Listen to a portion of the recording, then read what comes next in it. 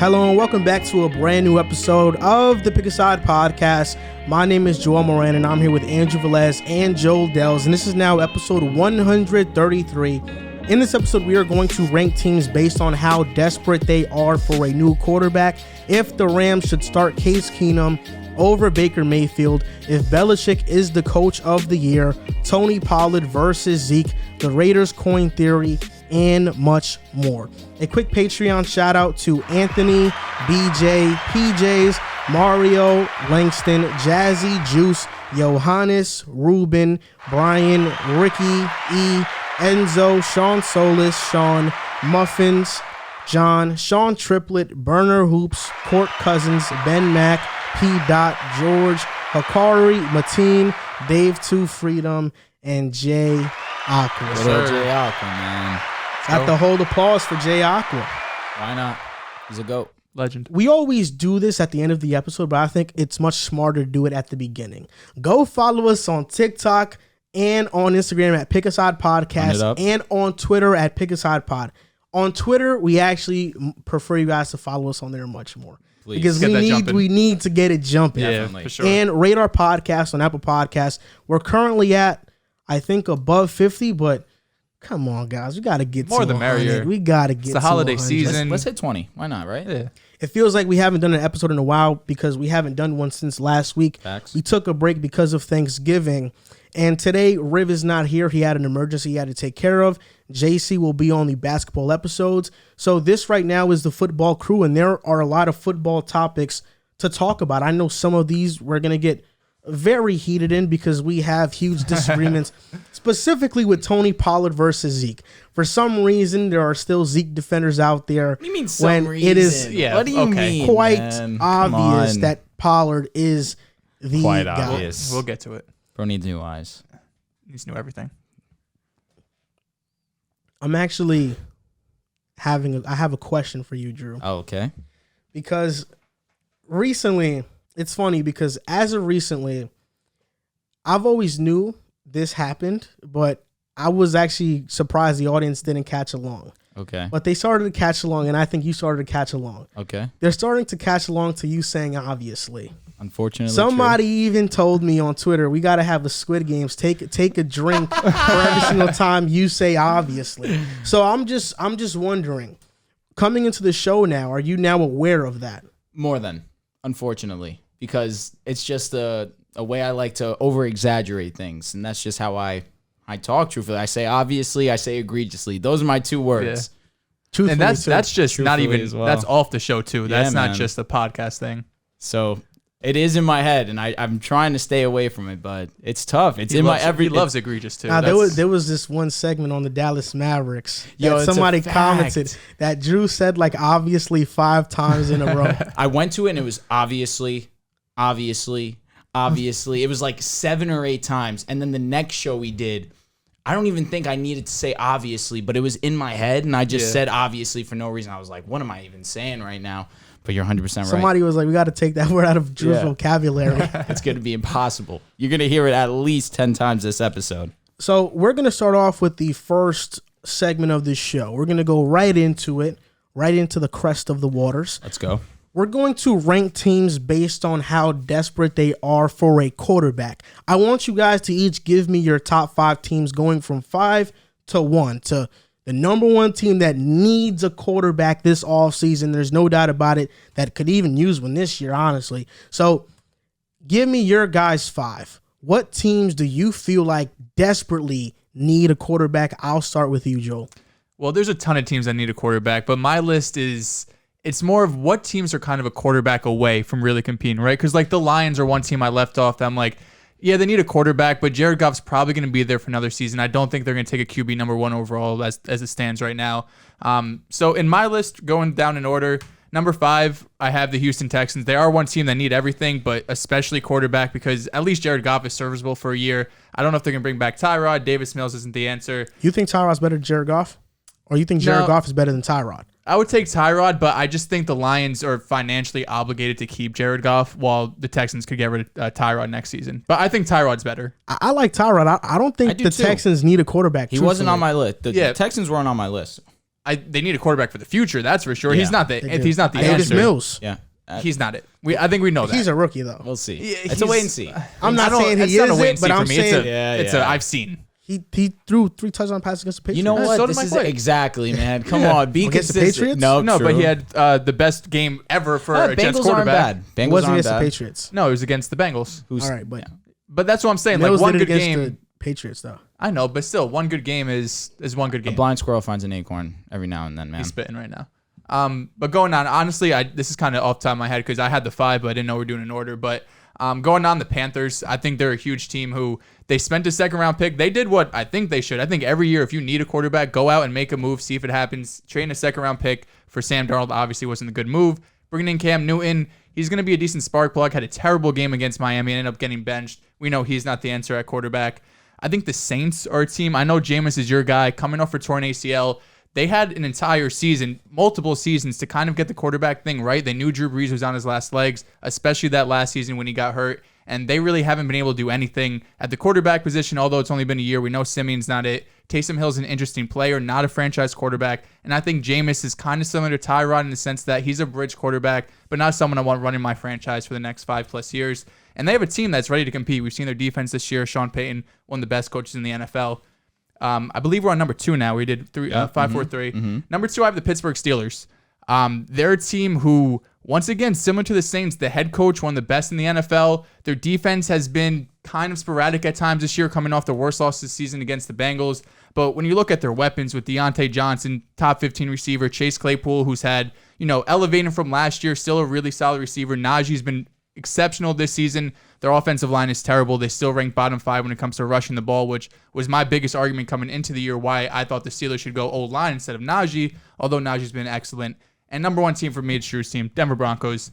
Another team, once again, which I don't hate. If you're going to go out and take a chance on a Teddy Bridgewater, giving up 5th, 6th round pick, very low risk, he's been okay. He's been what we expected with Teddy Bridgewater, but similar to the Steelers, they have, at least on paper, a defense who's been somewhat disappointing. Bradley Chubb still isn't able to stay healthy. Justin Simmons, one of the best corners. Surtain's having a really good rookie year. But their offense is ready to win now. You got Surtain, Judy, just locked up Tim Patrick, KJ Hamler's coming back next year. And then Javonte Williams, who is a stud. I think, honestly, if you give him what Najee was getting, I think he's going to be the best back in this draft class. All right, I got a lot of similar names here for my top 5 right here at number 5. Just to reiterate, All right. your top 5, not in order, Sure. Panthers, Texans, Steelers, Lions, Broncos. Got it.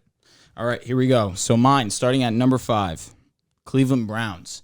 Now, What? Cleveland Browns. Oh, my Now, gosh. you look at Baker's numbers this season, 26th in the NFL in QBR, 21st in passing yards, 24th in total touchdowns, 27th in completion percentage. Now, I understand he's been he's been banged up, and the weapons he has around him aren't the best. But you're supposed to be a franchise guy. You want to get $30+ million a season. This isn't going to cut it. And you look at the Cleveland Browns and look at all the preseason rankings that we had of the Cleveland Browns. No one had them less than 12 wins. They should be so much better than what they've done up until this point. A 6-6 record for the talent they have in this roster is borderline inexcusable. Now I can give him a pass that he's been injured, but you're still playing. And you should be significantly better than what the numbers say. And just the eye test alone, he doesn't look great. So I have them 5 because I think that with a notch above Baker Mayfield, this team's a problem. I'll give them the benefit of the doubt that they don't have the weapons, but a good quarterback makes it work. Now, for number 4 for me, I got the Pittsburgh Steelers. I think Ben has been more than serviceable this season, but a great quarterback with Deontay Johnson, Chase Claypool, Najee Harris, Freiermuth. The Steelers are one of the best teams in the league with a great quarterback. With a Russell Wilson, this is one of the top teams in the AFC. The line has been pretty mediocre, but Ben hasn't been spectacular, and I feel like you can't throw the ball deep when you have Big Ben. He's been a game manager, and with that, they've had some kind of success, but they just got smoked last week. And I just think a better quarterback would be best suited for the Pittsburgh Steelers. Now, number 3, I have New Orleans. New Orleans is an interesting team for me because obviously they're coached by Sean Payton, and Sean Payton's a great coach. I wasn't that high on him, but this season he's shut me up. You weren't high on Sean Payton. I never really was. I mean, look at all the playoff appearances that he's had and choked. one Super Bowl appearance, and I'll give it to him. That was a great Super Bowl. He called a great game. Ever since, choked it year in, year out in the playoffs. Which moments are you talking about? Where so against Carolina, inexcusable for him to lose. Against Carolina, 2015 yes. you're talking? No. It was it 2015? We're talking about Cam's year, right?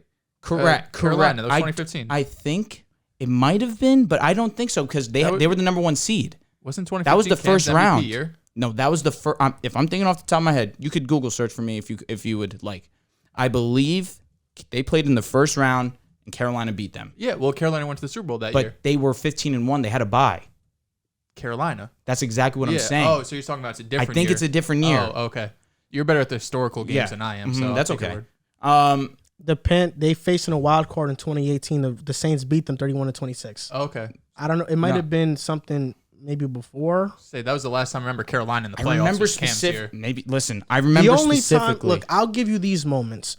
The Against Marshawn Lynch game versus the Seahawks, where the Seahawks were 7-9. Mm-hmm. That was bad, but that's because Marshawn Lynch went off. But you talk about the other moments.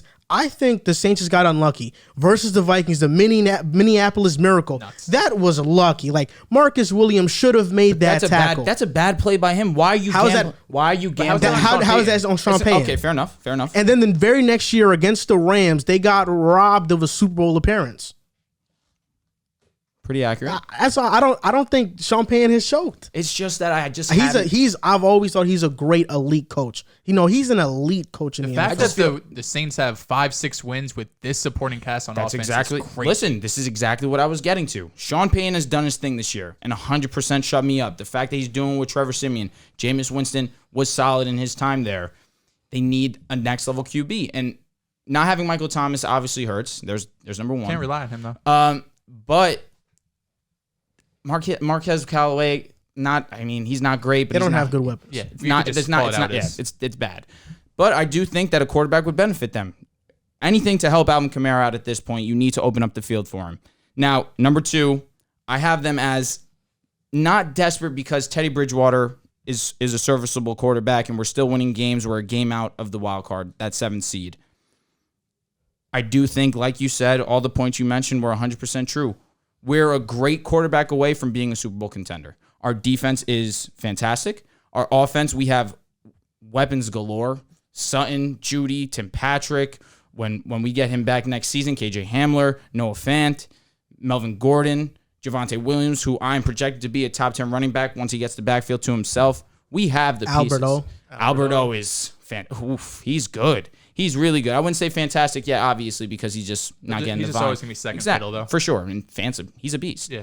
But I think a great quarterback, a Russell Wilson, an Aaron Rodgers. I'm naming the best of the best. As you should, though. That's what you should be aiming for right now. Does Jimmy Garoppolo really take you over the edge? Does Matt Ryan take you over? No, because Matt Ryan could. I think so, too. Matt Ryan could. If I had my tier of quarterbacks that I wanted, I won't throw Deshaun in because that's the obvious who I want, but that's a whole different situation. I'm going Rodgers, Russ, Matty Ice. And I would be fine with Matty Ice if he came to us too, but you're a favorite with those top 2. With Matt Ryan, you're right there in contention, but I don't think you're clear over. And I think our offensive line is Chiefs or Chargers in the division. We could be over the Chargers because our defense is better than the Chargers. Yeah, but you have another year, Brandon Staley kind of getting his things together. This is rookie season as head coach. And it's going to depend on what we do at head coach. I mean, if we're going to keep a defensive minded head coach, I hope not. I want to see us finally take that jump and go offensive mind. We've had defensive coaches for the last 3 or 4 now. Well, I think Fangio's gone regardless. It's just a matter. I mean, if you look at the coaching options, he's having a surprisingly good season, though. I mean, I have stable quarterback play. I just think the fan base and the organization is kind of not stabilized, but you're kind of just like, you're not getting better, you're not getting worse. You are what you are. Yeah. So I think there's a ton of good offensive mind head coach like Dable. I don't think McDaniels leaves, but there's a lot of good offensive minds that are going to be in the market. So that's your number 2 team. Who's your one? Number 2, Carolina Panthers. Number 1, Carolina Panthers have some of the best young weapons in the game. DJ Moore is spectacular. Christian McCaffrey, Robbie Anderson. Those 3 right there are good enough to win you some ball games. Just not when you have Sam Darnold or Cam Newton at the helm. Cam Newton, it's unfortunate. He had a great opening day. You have 2 touchdowns, one on the ground, one in the air. Everyone's got the hype behind him. The biggest issue was, can he throw the football? 5 for 21 against Miami, whose defense has been a shell of what they were last season, but they're starting to cook up slowly but surely, is inexcusable. 5 for 21. You and I could have gone out there and done a little bit better than that. So you bring in, like the guys that I mentioned, Russ is going to be available after this season. I do believe so. I think Russ is tired of being mediocre, not coming through in the big moments. I think that time in Seattle is up. He's going to be available. Rodgers is going to be available. These are the two guys that if I'm Carolina, if I'm Denver, I'm heavy pushing for, because those guys immediately change your franchise. And then you go and you look at Carolina's defense. They have boys. They definitely have. I look at the Panthers and I look at the Broncos. They're very similar. They are. It's just that CMC's injuries are too scary for me, and I just think Javonte is young. Our whole team really has a young nucleus. I think we're in a better position than they are, which is why I don't think we're as desperate as the Carolina Panthers. But we still need that quarterback. Going from 5-1, the fifth team, the New York Giants. Daniel Jones, I'm not completely out on yet. But from what he's shown, the Giants need to find a new quarterback. It's just unfortunate for them that there are no quarterbacks in this draft, at least from what everybody is saying, because I haven't scouted them yet. Once I scout them, maybe I change my mind on it. Mm-hmm. Free agency, not too great. I'll give Jones the benefit of the doubt that he's had to go through Pat Shurmur, who he had a fantastic season with, and he's a good OC, to Jason Garrett. Jason Garrett should have never been offensive coordinator in the first place. It was a disgrace that they made him the OC. That was just a bad move. Jones still has potential, but I think the city, the team, the fan base has kind of given up on him. And I don't see another team that needs a quarterback more than the Giants, at least at this point, in terms of like my fifth team. I was thinking about Washington, but Taylor Heineke's better than Daniel Jones. It is what it is. He's better than Daniel Jones. Taylor Heineke's better. I don't know how you can say he's not better. My God, that's just so strong to say. It's not strong to say. He's playing better. At this point in Daniel Jones' career where he's had these moments but can't string it together for not multiple seasons, multiple games of really stacking games one after the other, you kind of have to just tell it how it is. Just go look at the adversity that the Giants have faced this season. Offensive line, Andrew Thomas in and out of the lineup. Galladay in and out of the lineup. Sterling Shepard in and out of the lineup. And Sterling Shepard and him have a great connection. Go look at the numbers. When Sterling plays, Sterling puts up great numbers. He was eating early in the year. And Saquon Barkley. That's just the obvious. But I'm not out on Jones, but is he better than Heinicke? I think that Heinicke just had more of a consistent unit around him. Like who? Curtis Samuel just came back. McLaurin, obviously. Logan Thomas just came back. McLaurin, obviously, which is the most important. He's had his main guy. But then you look at Daniel Jones. Has he had his main guy every single game this year? But those players you named have been hurt consistently year after. Like they gave Galladay a huge deal and hasn't been able to stay healthy like last year. Saquon been better. Yes, Saquon Sterling, has he been injury prone? That's literally, I was just looking this up. Let's see. Saquon. He's been, the last few years, Sterling played 12 games in 2020 and 10 games in 2019, played 16 in 2018. But regardless, Andrew Thomas struggled early last year, then he got hurt this year. We mentioned Saquon, and it's night and day when Andrew Thomas is in the lineup. Bottom line is that if Gettleman gets the boot, Jones is getting the boot. That's what's going to happen. He needs to go. The fourth team is the New Orleans Saints. I only have them here because of Jameis's ACL injury. If he was healthy, a healthy scratch, I would not put him on here because he's more than a bridge quarterback. He is a franchise quarterback. And he was having a fantastic season with no weapons on offense. He was having an unsustainable season. His touchdown percentage was nuts. His yards were terrible. We talked about this a few weeks ago. He was projected like under 3,500 yards. That's because the Saints have to play a certain way because they have no weapons. I know that's fine, but still, like he was just playing at such a rate that he was being a game manager. That's not what I want for my franchise quarterback. The Saints offense, what they did to Jameis was that they threw him out into the woods with a life jacket. They didn't give him no tools for the woods. They didn't give him no tent. Yeah, I agree. That's what they did. If he has weapons, the thing if they drafted Garrett Wilson, But even we've seen Jameis with weapons and have some really questionable moments like his 30-30 season. Because Bruce Arians' offense is hard. That's why. the one thing I will say about Jameis is he figured out too late in terms of he got injured and he tore his ACL, that snap, Alvin Kamara is one of the best receiving backs in the league. Too late. And then by then, that's when Jameis really started to click. That's when we started to see the Saints start to have some success. Because why would you want to feed a Marquez Callaway when you can give Alvin Kamara 15 to 20 touches a game? The Saints are 0-3 since Jameis has went out. They haven't won a game. Yeah, Simeon. Well, that game they won against. Well, Jameis started. He threw a deep touchdown pass in that game as well. Give Trevor respect. And if he's a franchise quarterback, I don't care how hard the offense is. You're a franchise quarterback. Let's figure it out. Not That's in a that fact. offense. I guarantee you, 95% of quarterbacks wouldn't be able to have success in that offense. No. Well, with those weapons, they'd be able to manage it like Jameis managed it. But to actually have game-breaking yards, no, nobody's doing that in that offense, bro, with those weapons. His range of outcomes for me is just too much. Like, he could get way too low for him to be a franchise quarterback. I think Jameis is that, and I still have full faith and belief in Jameis. He's going to be that. You'll watch. But the Saints should the Saints should have a contingency plan, a backup plan that is not Taysom Hill or Trevor Siemian. That's what I think they should do. Third team, the Detroit Lions, because they have Jared Goff. I understand Jared Goff's contract is crazy, but if I'm the Lions, I look at us as a team, and yeah, we're gonna get the first overall pick. Maybe I trade back because at this point I need every single position filled out. I need a receiver. I need a quarterback. Edge rusher just doesn't fix my team. It just doesn't. So if I'm the Lions, I trade back. I draft the Matt Corral. I draft the Garrett Wilson. I draft playmakers and a quarterback. Maybe I draft the Sam Howell in the second round with the first pick. I have that rookie quarterback sit under Goff, learn for a little bit. If Goff is stinks it up like he usually does, maybe he starts midway through the year and we see what we have in his rookie. If one thing's for sure, the Detroit Lions are going to have a really good offensive line for years to come.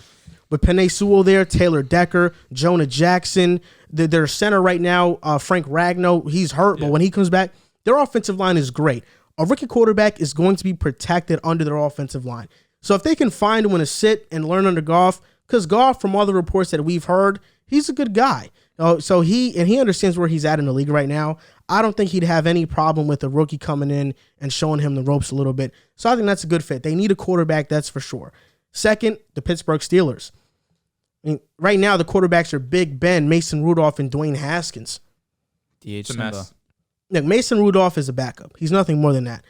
Dwayne Haskins, he is an unknown, but I'm leaning towards he's not good. Big Ben, he's not it. Big Ben is washed. He is washed up. He needs to retire already. Phillip Rivers did it. Eli did it. You're next. Just go. He needs to go. So the Steelers need a quarterback desperately, and I think they should be in the market for a veteran one, not a rookie one, but both can't really hurt. First, Carolina Panthers. You didn't have us on the list at all.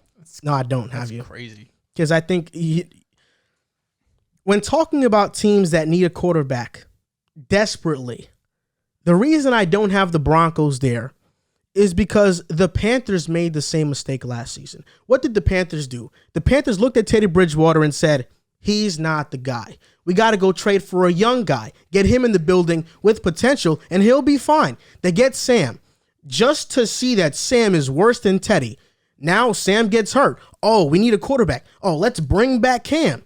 And Cam completes 24% of his passes, which is the lowest since Joey Harrington. Now the Panthers are there with two quarterbacks they brought in this season that aren't better than Teddy Bridgewater because they made that mistake of thinking Teddy couldn't manage the offense. Teddy is a good quarterback.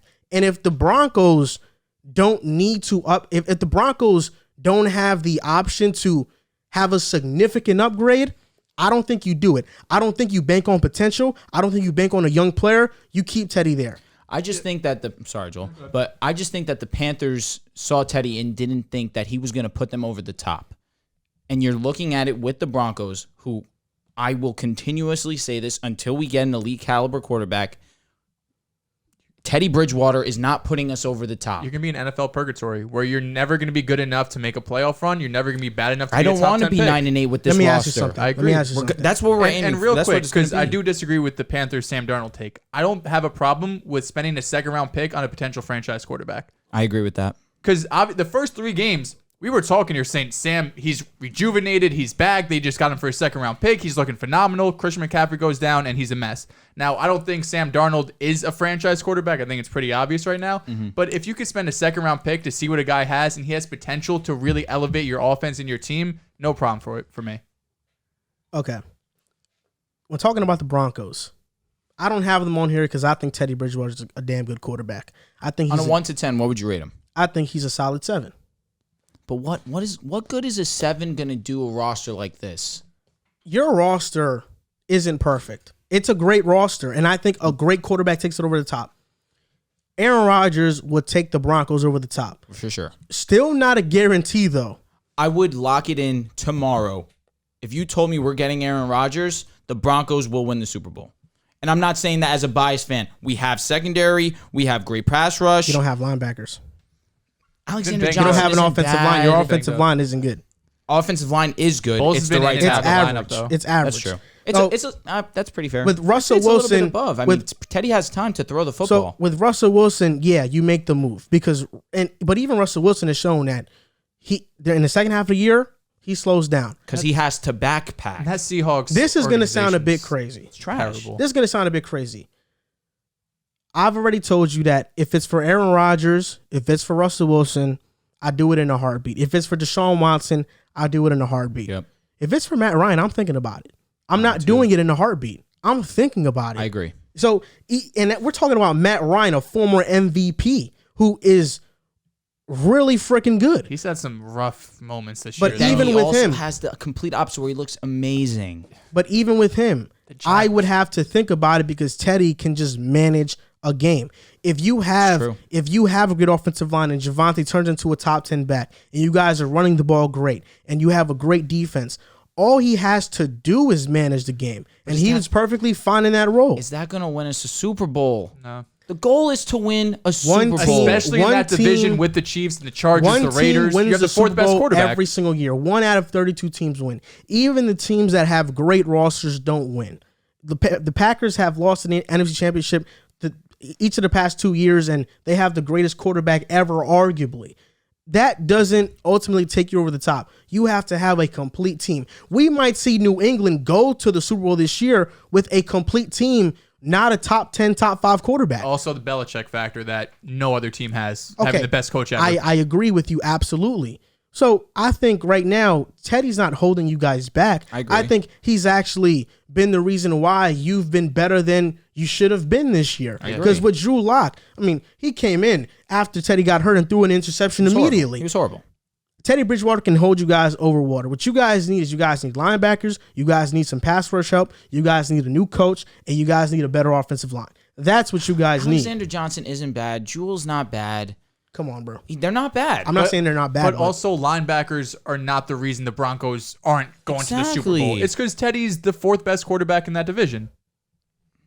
He is. He's Derek the Carr, 4th best quarterback in Yeah. the division, but that's not why the Broncos are there, though. I know, but if you have the best or second best quarterback in your division and you can compete, My although God. the Broncos, I mean, they're still The Broncos right there. can finish second in this division easily. We can. Still Yeah, first. we can. I mean, there's a chance. I wouldn't say. don't I wouldn't think so. say first 'Cause KC has been bugging. is waking Yes, up. They've been bugging. But that's why the Panthers, they need a quarterback They because do. they gave up on Teddy too soon. They should have kept Teddy. I mean, with Teddy, you had DJ Moore and Robbie go for 1,000 yards receiving. and have 6 wins? No, I think That's because their defense was horrifically bad on third down. their run defense was Teddy trash. Bridgewater with this defense this year would have been a playoff team. I think they'd be about what the Broncos are. So, yeah, okay, like a borderline wild card They'd team. be better than the Broncos. I disagree. I think they're like those two teams we talked about. They're very similar. Like they have the teams around them. I know they're missing the similar, but they'd quarterback. be better. And you know So what? Also, I'll give that's them why. benefit of the doubt. That's why I CMC was think. out last year. That's why I think the Panthers need a quarterback desperately. The Broncos. I think Teddy's fine. I don't see, and maybe you might say fine isn't good enough, but I don't That's what I'm think saying, bro. I don't Like- think Teddy is somebody you look at and say, oh no, we need to replace him. But if you want I that agree. argument, you can make the same argument. The Jets should have taken Mac Jones at 2. Why? Because Zach Wilson has that upside to be a top 10 quarterback, top 5 quarterback in the league. Mac Jones, now, don't get me wrong, he's looked great this year. We talked off the show. I think his ceiling's like Kirk Cousins. You know what I mean? A really good quarterback who's going to throw for 4,000 yards, 30 touchdowns, great, but never going to be looked at as a top 5 quarterback. You make the same argument with Teddy and Sam Darnold. I'm glad you said that because actually I tweeted during the draft, before the draft, I said if the Jets take Mac Jones, I'll be fine with it. So I'd be fine with Mac Jones. You know, why am I going to, if I have a quarterback that can get the job done for the most part, I'm not looking at him to replace him automatically unless I get a significant upgrade. Like the Giants, Daniel Jones he's a bottom 20 quarterback. I'm looking to replace him. He's a bottom 25 quarterback. I'm looking to replace him. Jameis Winston, since he's injured, with Taysom Hill and Simeon, I need a better contingency plan. With the Lions and Jared Goff. Jared Goff hasn't won a game since McVay. He hasn't won a game before McVay. I need to replace Goff. With Big Ben, he's probably going to retire. Haskins and Mason, they're not even a top 32 quarterback in the NFL. With the Panthers, Cam Newton is a bottom 25 quarterback. And who am I going to start? PJ Walker? And PJ Walker's even worse. So the Broncos at least have that stable quarterback that week to week, you're not going to get anything spectacular from him, but he's not going to cost you the game. Yeah, it's just hard when you have such a good roster. You're like, we're smelling the Super Bowl. We're right there. We just need to get above average at quarterback. We got to stop this. True, though. We got to stop this with the Broncos. You're smelling the Super Bowl. You haven't been to the playoffs in how long? You're not sniffing nothing. 2016, but we saw what we could do. You have the roster ready right now to go make a deep playoff push. True or false with Matt Ryan? Matt Ryan, you're winning multiple playoff games. Matt Ryan is the 4th best quarterback in the AFC West. Yeah, but he's a bit. Yes, fair. But he's an upgrade over Teddy Bridgewater. He's an upgrade, but how significant is it? It's not significant. Think about how he unlocks Judy. Think about how he unlocks Sutton. The deep ball would be there. Think about how Matty. I keep saying Matty because I'm thinking of Staffy. Think about how Matt Ryan would open up the field for Javonte Williams. Think about how he would see Javonte Williams now that he's played with Cordero Patterson and knows how to. How does it help Javonte even more? Because now he becomes more efficient in the pass game I as well. actually think with Teddy Bridgewater, with the read option, it's much more effective running it with Teddy than with Matt Ryan. But I would rather see Judy be more of a factor than 3 to 4 targets a game. You did not draft Judy. He was that early in the season, though. No, he was not. Week one, he got hurt. He was blacking. And he got hurt, though. I think he had 6 or 7 targets in the first half. But he hasn't been the same since. And against this past game, I thought he played well. Versus the Chargers, he played well. I mean, you did not draft Judy 15th overall for him to be your second option. He's been hurt. Yes, you also just come paid back Sutton and Tim Patrick. I'm happy about both of those. Tim Patrick is playing phenomenal. So is Sutton. Sutton has been really good. They're not Judy. I love Sutton. I love Tim Patrick. They are not Judy. No. And not Judy. I just think, Teddy, he's not somebody I look at and I say I need to replace him. I don't. I agree with that, but I'm just listen. You said a lot of the Saints probably right now are probably regretting not keeping Teddy around. That's a fact, but at the same time, because they'd easily be a playoff team with him. The Panthers were 5-11 last year with Teddy. That's because they had a historically bad third down defense. Agreed, but what is Teddy doing with this roster that they have right now? With the Panthers? No, with the Saints. They're making the playoffs. They're actually pushing to win the division. I think they're like 8 and 9. I mean, are they? I think they're 10-7. Are they finishing with a better record than the Buccaneers? No way. Yeah, probably not. But it's not. It's like a game or 2 off. It's not that far off. I don't know. I disagree. I mean, listen, he's going to be throwing to Marquez Callaway. Camaro would just be run through the ground. Who's their number 2? I couldn't even tell you off the top of my head. Is it still Ted Ginn? He's Gackley. Deontay Harris. Traquan Smith also. Smith, yeah. I mean, they don't have weapons. That's why I'm telling you. That's why I think you were being hard on Jameis. I'm just looking at right now, and obviously Taysom Hill, his arm is not his strong point. We'll agree to disagree. So to reiterate our top 5 teams going from 5 to 1, I feel like the top 5 teams that desperately need a quarterback change: the Giants, Saints, Lions, Steelers, and Panthers. The Saints only need a quarterback change for me because Jameis' injury. If not, I wouldn't put them on here. I agree. I had the Texans, Panthers, Saints, Steelers, and Broncos. All right, from 5 to 1, I have the Browns, the Steelers, New Orleans, Denver, and Carolina. And this is a question for the audience. Is Teddy Bridgewater somebody the Broncos should be looking to replace this offseason? Let's see what the audience says, or let's see what the TikTok says. Definitely looking to upgrade. I think you should definitely be going into this offseason saying, can we find out a way to upgrade from Teddy Bridgewater? Because that's going to put us over the hump. Because we have season after season after season of the Broncos looking for a franchise quarterback ever since Peyton Manning left. It wasn't Brock, wasn't Drew Lock, not Teddy Bridgewater. You got to figure it out. If it's not Rodgers, Russ, Deshaun. probably obvious, without a doubt, Deshaun. That just goes without question. And Matty Ice, I don't want anyone else. I'm cool with Teddy. I agree. Cool to a degree. But I need the top guys. That's the only reason why I say that, because we could win a Super Bowl. Guaranteed. Sounds good. You'd rather have Teddy or Jimmy G? Teddy. To stay on the topic of quarterbacks, the Browns right now have a bit of a quarterback dilemma, you can say. Not a quarterback dilemma, but Baker Mayfield, first overall pick. Fantastic rookie season. Up and down second season, third season, very efficient. Right now, he's not playing so well, but he is banged up. He does have 3 injuries. I know on your list of teams that desperately need a quarterback, you had the Browns. So I'll let you go first, Drew, with this. Should Case Keenum start over Baker Mayfield? So believe it or not, I'm going to say no.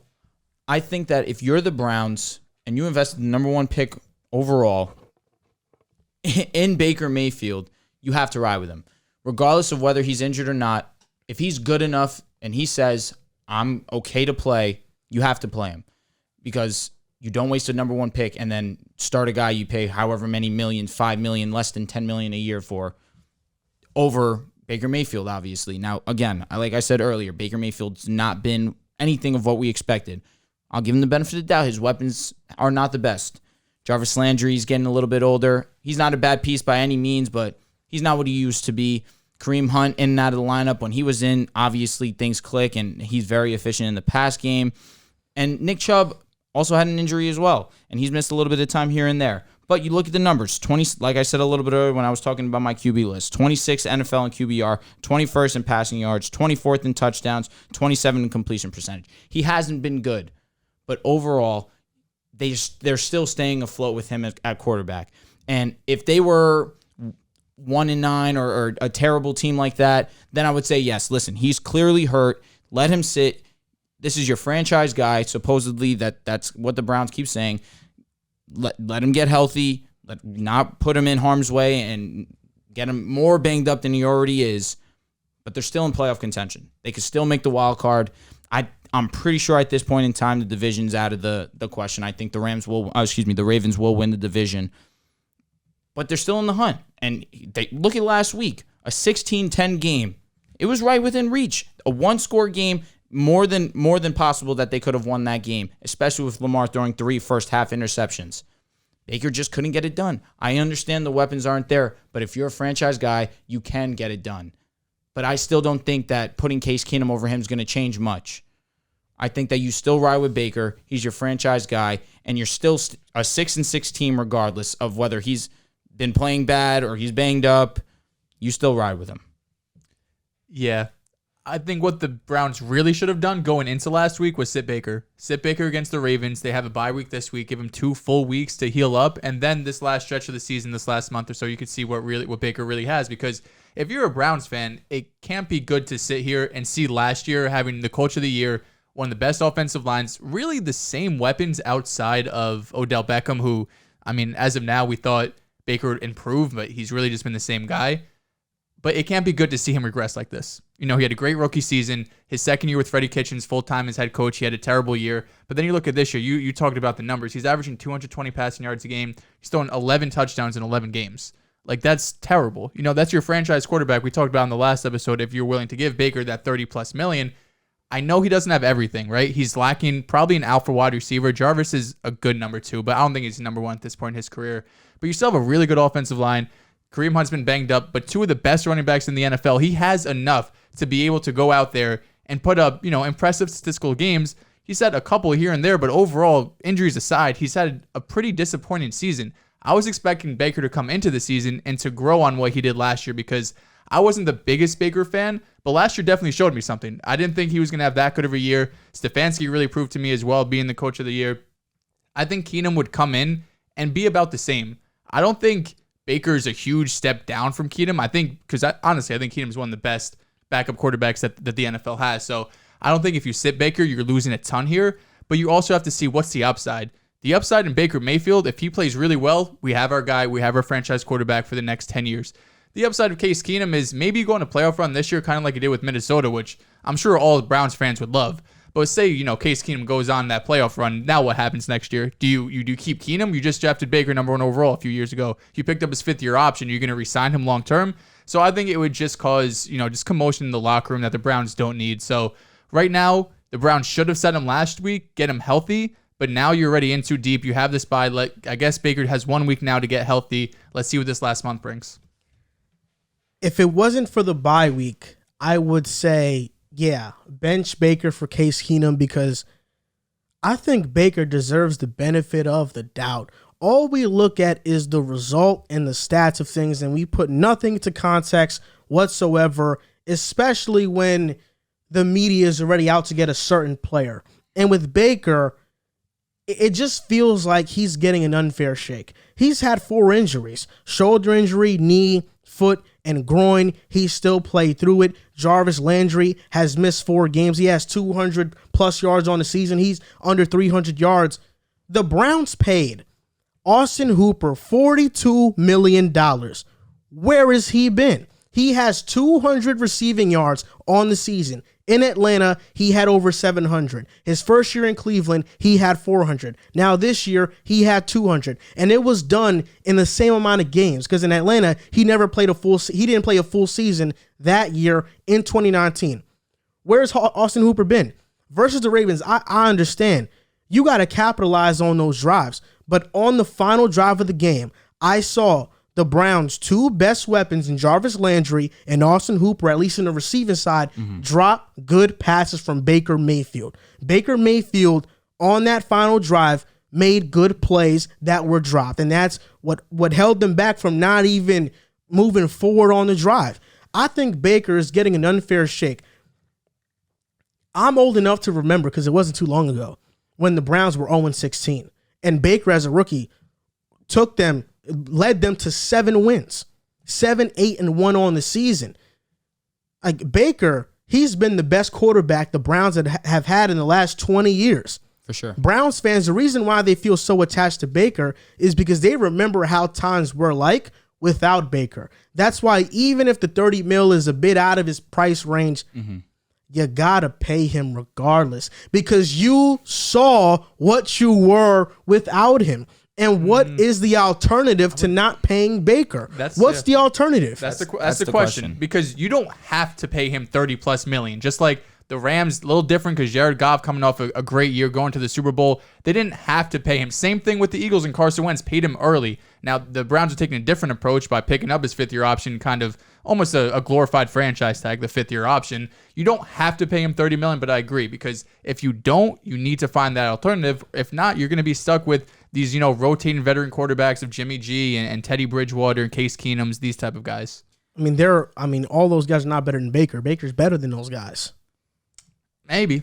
Jimmy G went to the Super Bowl. Case Keenum won multiple playoff better games. Than Jimmy G. That's what we're talking about. If we're talking about slightly better, I think Baker's better than Jimmy G. You said slightly. Yeah, but I also do think what hurts Baker a little bit is that he plays in Cleveland. In Cleveland, where the weather is really cold. Yeah. When you're playing in San Francisco, it's always sunny, it's always sunshines and rainbows. It's much easier to pass the ball in those conditions. I think Baker could really strive in those type of conditions. So I think the weather you have to take into account the weather as well. And I think he'd strive in San Fran. That's kind of a game-by-game thing. I don't know, man. Baker's arm is too inconsistent for me. Yes, he has some money throws. But Jesus, there's so many times I'm looking throughout the season. Odell's father dropped a 10-minute video of just Odell being wide open or just missing passes. Baker should be better than that. As much as I agree with you on that, we could create that same highlight clip for Russell Wilson this year in terms of DK Metcalf and him missing DK. I agree. But Russell Wilson has a decade of top 5 quarterback. I understand what you're saying. But and that offensive line the thing about that enough, it's bad. Yeah. The thing about that Odell versus Baker dilemma in the highlight clip that was dropped, yeah, it looks bad. The optics of it look bad, and Baker Mayfield was at fault for a lot of those missed reads. I understand that. But it's not like we didn't see Baker without Odell. True. Baker without Odell is a significantly different quarterback. He is better. Matthew Stafford, since Odell has gone to the Rams, has been worse. Has he not been worse? Oh my God.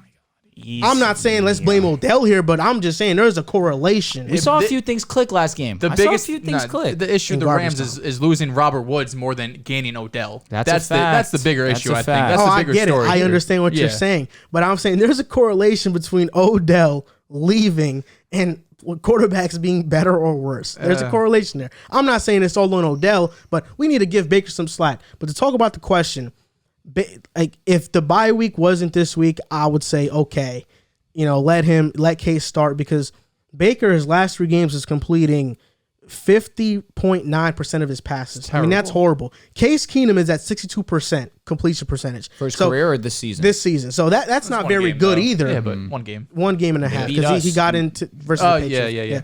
So Patriots, so it's that's not a great completion either, but at least you got somebody that's healthy in there. So I think it would be a little bit better. But since they have the bye week and he gets to rest up, I think Baker will come out far better. I also think the Ravens aren't getting enough credit for stopping the run the way they stopped it. 100%. And for the man coverage they played on these receivers. Where is Rashard Higgins? That's another guy. That's a fact. Rashard Higgins. Chill. Last season, Rashard Higgins and Baker had a very good connection. I was going to ask, were you saying to sit Baker, you're talking about if they didn't have a bye week, were you saying that to get him healthy or because Keenum's the better option? To get him healthy. Okay. Yeah, Keenum's not the better option. But yeah, I just think that, we look at the Browns right now, everybody's pointing the finger at Baker. Austin Hooper has been a huge disappointment. Jarvis Landry, he's missed 4 games this year. Rashard Higgins, where has he been? Anthony Schwartz was hurt against the Ravens. He was huge for them this year. Now, I have a question. We got to look at these other guys, too. Is Austin Hooper, listen, you're right. The numbers don't lie. But is it because Matty Ice is better than Baker Mayfield? Austin Hooper wasn't a good signing. Regardless, I thought he was way too. I think he was the highest paid tight end when he signed that contract ever. Highest paid tight end, which is it was a bad contract. Is egregious. That being said, Matty Ice knew how to hit him. Well, they're a pass first offense when the Browns aren't, so his stats were never. Especially at that time with Ridley and Julio and Austin Hooper. Baker is supposed to be a good passer. There's no excuse. I would hope so. But they're a run-first team, though. I get it. I don't think the number 1 overall pick. If you're telling me that you're the number 1 overall pick, and when your number is called, you can't step up to the plate. That's a problem. Your question is if Austin Hooper's production is product of Baker Mayfield. Correct. I don't think it is. Okay. I think maybe slightly. I think the offenses are different. I think Austin Hooper's just not that good. Yeah. He's just not that good. He's an average tight end. It's really simple as that. Money. I think Hayden Hurst is just as good as him. Agreed. But Austin Hooper got paid that gigantic contract. He had a lot of touchdowns last season. I mean, Hayden Hurst last year in Atlanta, I picked him in fantasy. He was reliable some weeks. I was going to say, I had him in fantasy last year. He was Hurst, very average tight end. Hooper was just he was good in Baltimore, though. Hurst? Yeah. He was good. The way you say Baltimore. Just it's Baltimore. Baltimore? There you go. Yeah. In Baltimore. Like basketball. It makes my skin itch the way you say it every single time. Baltimore. Like Baltimore? How do you say basketball? Basketball. Okay. Now Baltimore. There you go. Okay. Yes. That's never going to stick, but Baltimore. Whatever. The other day I was like New Orleans, and somebody on TikTok was like, I hate the way you say New Orleans. New Orleans is fine with me. You can say either or. New Orleans. Yeah. New Orleans. What's say another one word? one? New Orleans. Arkansas, right? Yeah. Arkansas. No. Yeah. If anything, it's Arkansas. I used to say Arkansas. I used to say that when I was like 4. I'm just messing with you. Oh, but yeah, I think, Browns are in a little bit of a tricky situation, but Baker Mayfield, he's done more good than bad for the city of Cleveland. Fair enough. And this is somebody who has had 3 head coaches in 4 years. He's having stability with Kevin Stefanski right now, but he deserves some leeway, especially with all the injuries that he has right now. Granted, he hasn't played great, but he deserves some leeway because before him, Cleveland was a complete dumpster fire of an organization. Now, Bill Belichick, the Patriots look to be back again. I mean, they're 8-4 right now. They're second in the AFC. They're first in the AFC East. And this begs the question, is Belichick the coach of the year this season? All the talk has been about Mac Jones. Mac Jones, excellent. He's the star rookie quarterback. We're forgetting the mastermind behind this whole machine. That's Bill Belichick. So is he the coach of the year right now? I mean, he's been phenomenal. We'll start it off with there. We're both Jets fans here, so we've been dealing with this our entire life. I love Belichick. Really? Well, you love Brady. You're a weirdo. He's a Patriots fan, borderline. You're weird. Having a Brady jersey is crazy. Man in the year. No, having a New England Patriots Brady jersey is crazy. Having a Brady jersey in general, no, bro. I'm not never having rooting for Brady. not having a Bucks Brady jersey is significantly different. I like Brady kind of like his off the field. He's kind of like funny on social media. Like I get a laugh. He gets a like out of me on Twitter or whatnot. But I'm never rooting. I was rooting hard for the Chiefs. He's a nice dude. He is not. It's nothing against him. I've just seen him beat my team for 20 years. Why am I going to root for him? Why would you hate on somebody that is better than you? Because they're better than me. That's the exact reason why. Why don't you look at it in a way like, okay, man, if Brady came to New York, it's different. If Brady wants to come play for the Jets, say less. I always found that weird. Why do we hate on people that are better or hate on teams that are better? If a team is better than mine, why am I hating on the Patriots for being so good and not hating on the Jets for being so bad? We just got to be good. I'm with Joel here, bro. We just got to be good. You will not catch me dead wearing a Mahomes jersey. No way. You will I will understand, bro. Go to the grave. Never ever rooting for Patrick Mahomes. That's how I feel about Brady. I was never rooting for him the whole playoff run, the Super Bowl. No way. Nah, bro. My mindset: Jets get better so we can compete with this team. I'm not gonna hate on the Patriots for being so good because don't you hate losing? Don't you hate losing? I can't control us losing because our team. You can't control us getting better either. But you can control you being a fan. I can control giving my respect. And when I look at the Patriots, I give my respect. Exactly. And yes, I am a fan because as a fan of the game, I'm like, okay, Belichick, greatest coach of all time. Brady, greatest quarterback of all time. I'm a fan of those guys. Those guys have accomplished the cream of the crop of their industry. That's how I feel about LeBron too. Like I'm a fan. I respect him. I think he's great, but he beat the Celtics. Don't like. I'm never rooting for him. I don't know. I think it's that I would root for LeBron easily. Like I'm waiting for it. I'm a Knicks fan. And even though the Hawks as a team, I don't like them. If Trey wants to come to New York, you go. I would take Mahomes in 2 seconds. I don't know if I'd cop a Trey Young jersey, but you're bugging. You would do it in 0.1 seconds, bro. I definitely root for Trey Young. You would do it in a heartbeat. I definitely root for Trey Young. That's You're gonna cop a Brady Bucks jersey. We're not a Trey Young Knicks jersey. I'm talking about Hawks jersey. Oh, yes, agreed. Facts, yeah. I thought you were talking about if he came to the Knicks. I'm saying lying. I wouldn't cop a Trey Young Hawks jersey, but I would definitely build my franchise around him in my league. Trey Young's my guy. I love Trey Young. I love watching him. I'm a fan of Trey Young. He's a beast. Even though he cooked my team, I'm a fan of Trey Young. Well, I guess it's just different when Brady does it for 20 years, and we have 2 years of contention. I understand. Your entire childhood was basically. I understand 2009, 2010. I understand. You had one exactly. Couple moments. I understand when the Jets beat Brady, I was like, F Brady. It was the best day of my life. Jets. Yeah, best day of my life. The division, best day of my Jets fandom for sure. Not close. But if the Patriots are going up against the team and I like Brady, nah, man, I want Pats to win. Simple as that. I hope it's not Pats Bucks in the Super Bowl. I know who I'm a root for.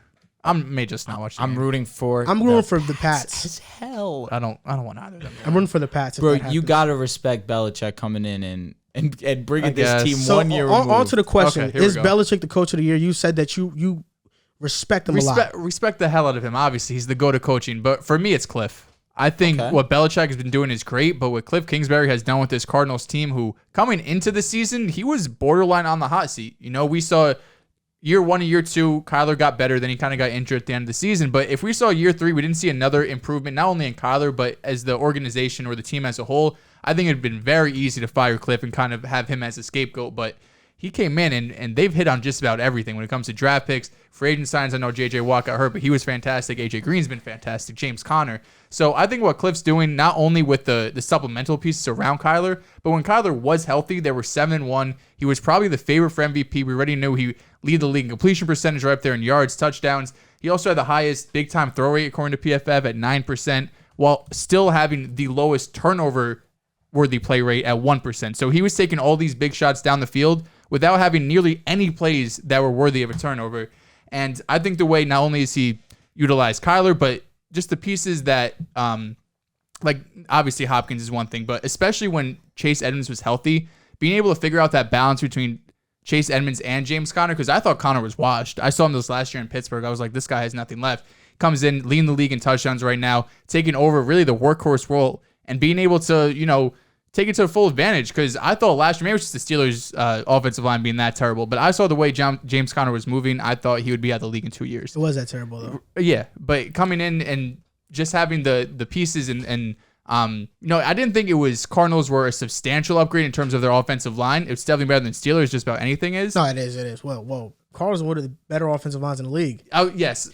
Like we say, I say this pretty often. It helps when Kyler Murray can get outside the pocket. What about without Kyler Murray with Colt McCoy? They've been good. I thought James Conner would need like a top 5 offensive line to look good. I didn't think the Cardinals are above average, but I don't think they have an elite offensive line. I agree with that. But moving on, not just Kyler, but then Colt McCoy comes in and he's playing not as good as Kyler, but just about as good as you could hope for from a quarterback. He came in on the road against, I want to say the 49ers, was it? When he came in, had the two touchdown game, yeah. He had 85% of his passes were completed. Lost the second game against Carolina, but then divisional game again in Seattle. You go in and win by 10. Colt McCoy again completing 80% of his passes, 330 yards and 2 touchdowns. I was skeptical for Cliff, like I said, coming to this year, but I mean, it's kind of hard to make an argument that he's not been a top 5 head coach this season.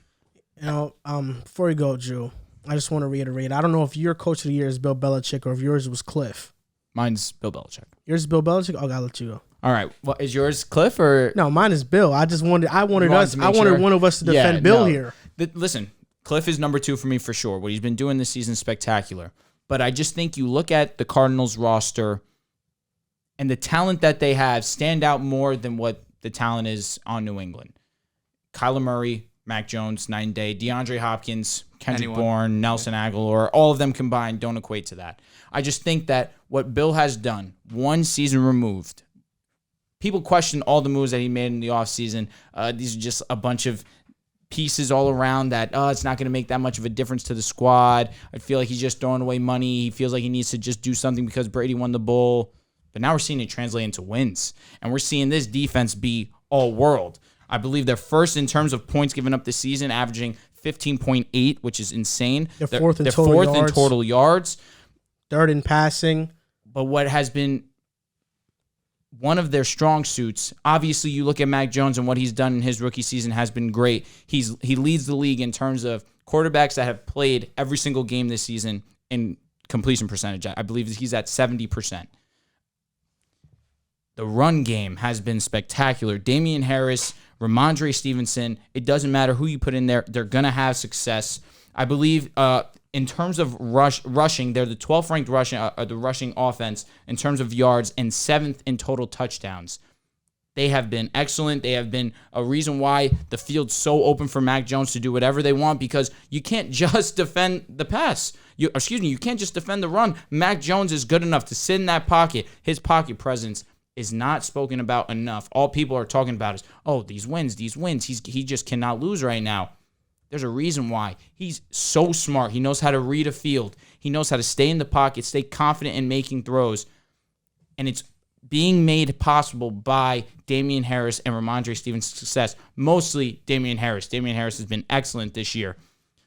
But Bill Belichick is the mastermind behind all of this.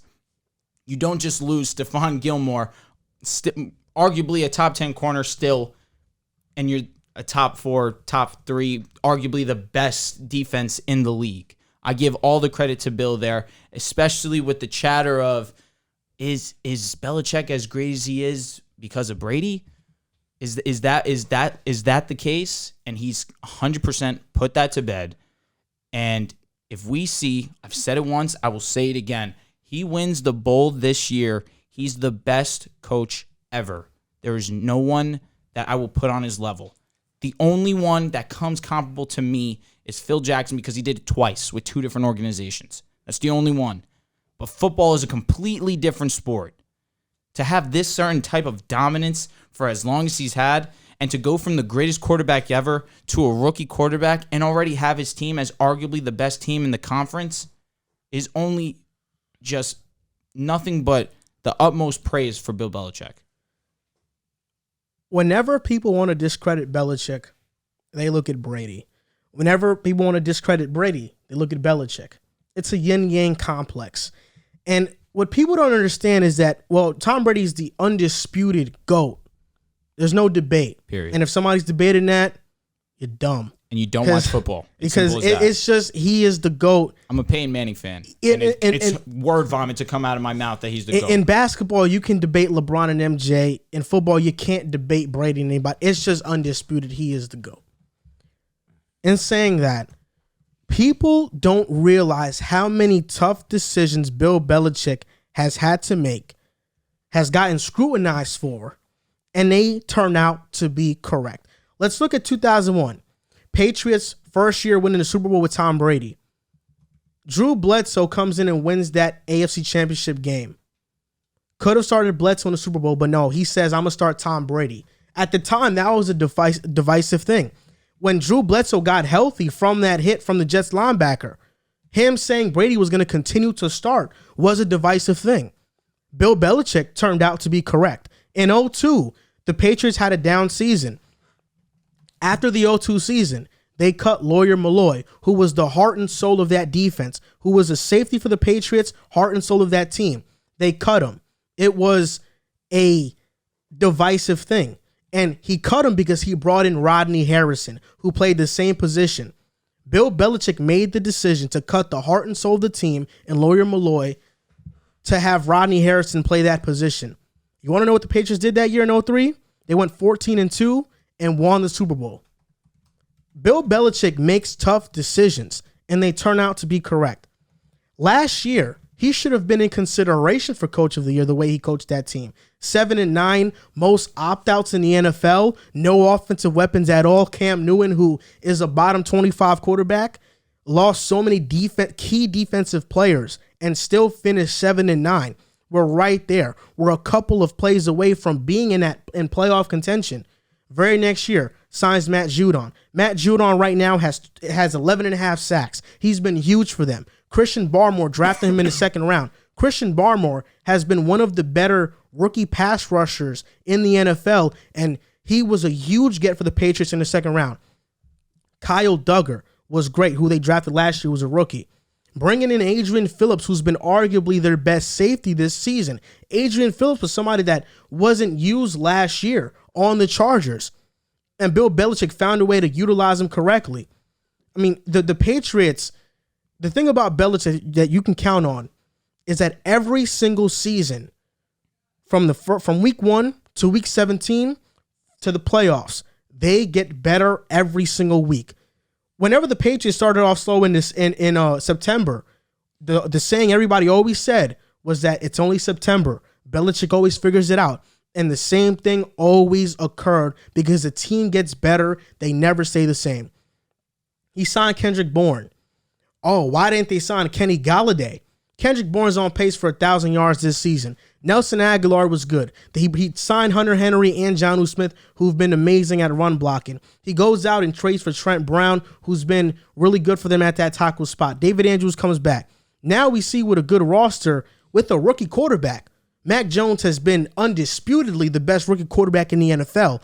And with a rookie quarterback, the Patriots are second in the AFC and first in the AFC East. Before the season, I said I wouldn't be shocked if the Patriots win the AFC East. And even they have superseded my expectations, because right now I'm not looking at the Patriots and saying they can win the division. I'm looking at them and saying they can win the whole damn thing, because their team is the most balanced team in the AFC. I could compare them to any team in the NFC.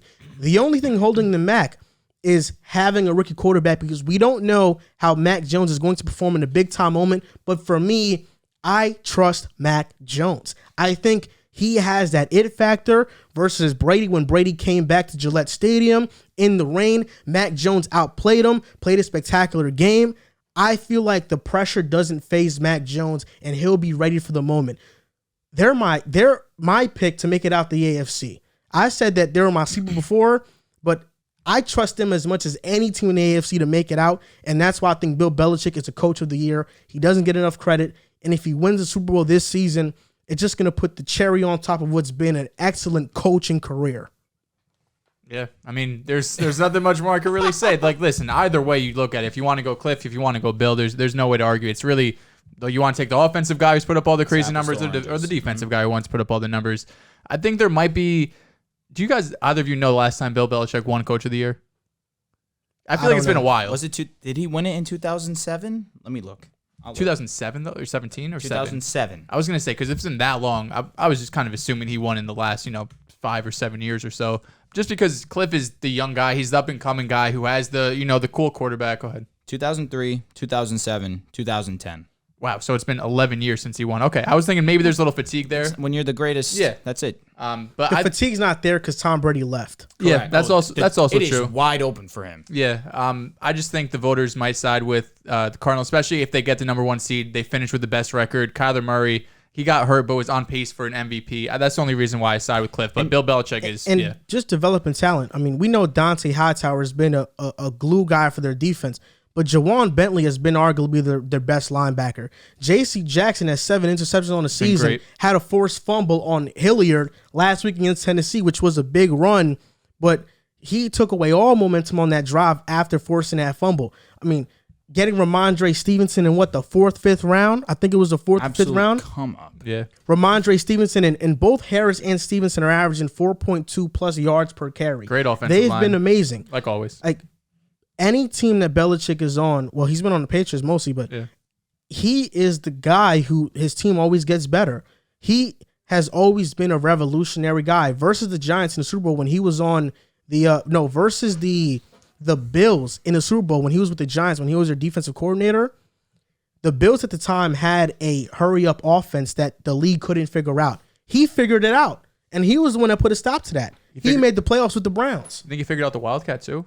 He wanted to shut it down. I don't know. I remember Miami years ago. They were the one who brought the Wildcat. No one could stop it. I feel like Belichick, though, is one of the guys who just shut it down. I wouldn't say it wasn't him because he's done so much. The only guys I could say that are in that Coach of the Year conversation, Mike Vrabel. Mike Vrabel, the injuries to the Titans and the job that he's done has been exceptional. You look at Matt LaFleur, their defense being so great with all the injuries, but to me, that's more a testament to Joe Barry than it is Matt LaFleur. And then Cliff Kingsbury, collar out and still winning, still at the top of the NFC. That's something to rave about.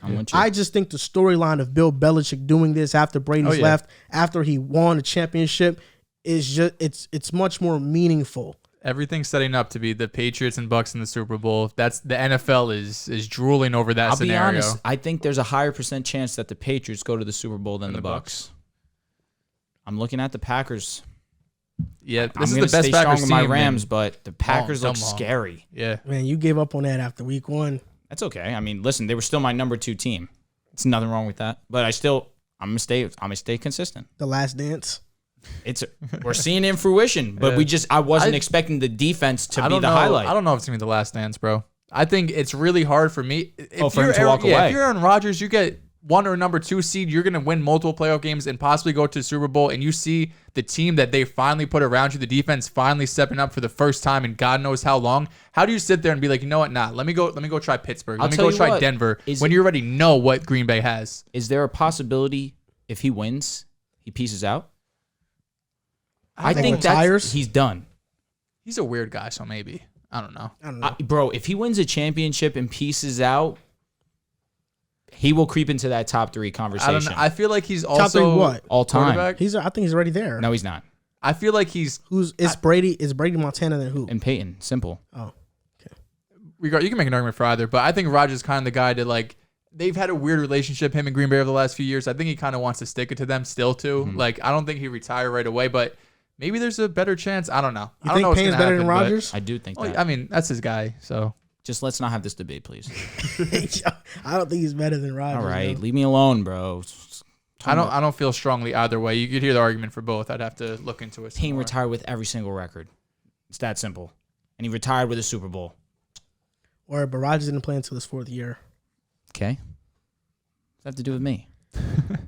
Feel like first team All Pros. How much does Manning have in Payne has 5 MVPs. That's all you need to know. Rodgers has 2, 3, right? I think he has 3. I think he has 3. This was his most recent was 3. Yeah. Payne definitely has the accolades, but Rodgers isn't done. 55 touchdowns. Yeah, I mean, Rodgers not 5,400 yards. And got embarrassed. Our defense was dookie, but. And got embarrassed in the Super Bowl. To arguably the top 5 best defense of all time. You just got mad unlucky. It was the only Super Bowl that was outside in the cold. That was bull, man. I can't believe that they let that slide. With one of the worst outside quarterbacks ever. I'm glad I didn't go to that game. I really almost dropped a bag to go. And it was freezing that day. I would have been miserable. It was freezing. First play of the game. Yeah. I remember. Can we go move on, please? Payne is statistically one of the worst cold weather quarterbacks ever. Yeah. And then he went to Denver. He's like, let's go to the coldest place ever. Yeah. But thankfully, whenever you play Tom Brady, 75 and sunny, God bless. God bless. Yeah, that's what happens when you play in Indy your whole life. No, what are you talking about? The 2 years that we played the Patriots in were away? the AFC they were away. We were in Denver. I'm thinking. I understand the what you're saying. Word. That's even a better argument for Rodgers. He can play in that cold weather. He always plays in the cold. He does for sure, but playing against Brady in the AFC Championship, 4-1.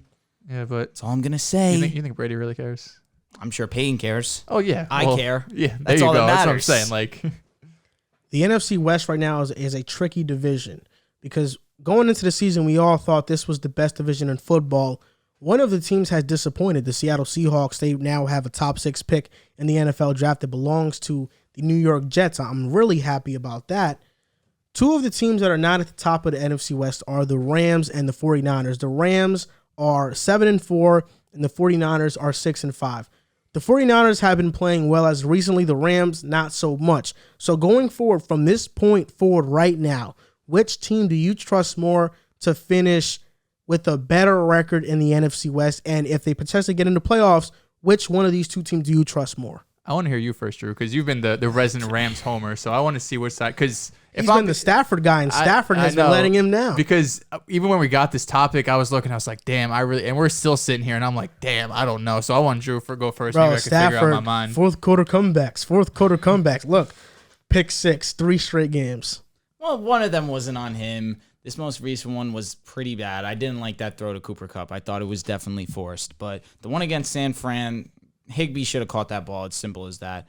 And then I can't even remember the one after that. The Titans one, he was like late on an hour out, I Okay, think. all right. Well, regardless of that, I'm looking at these 2 teams' schedule, and honest to God, I do believe it comes down to Week 18. Yes, 100%.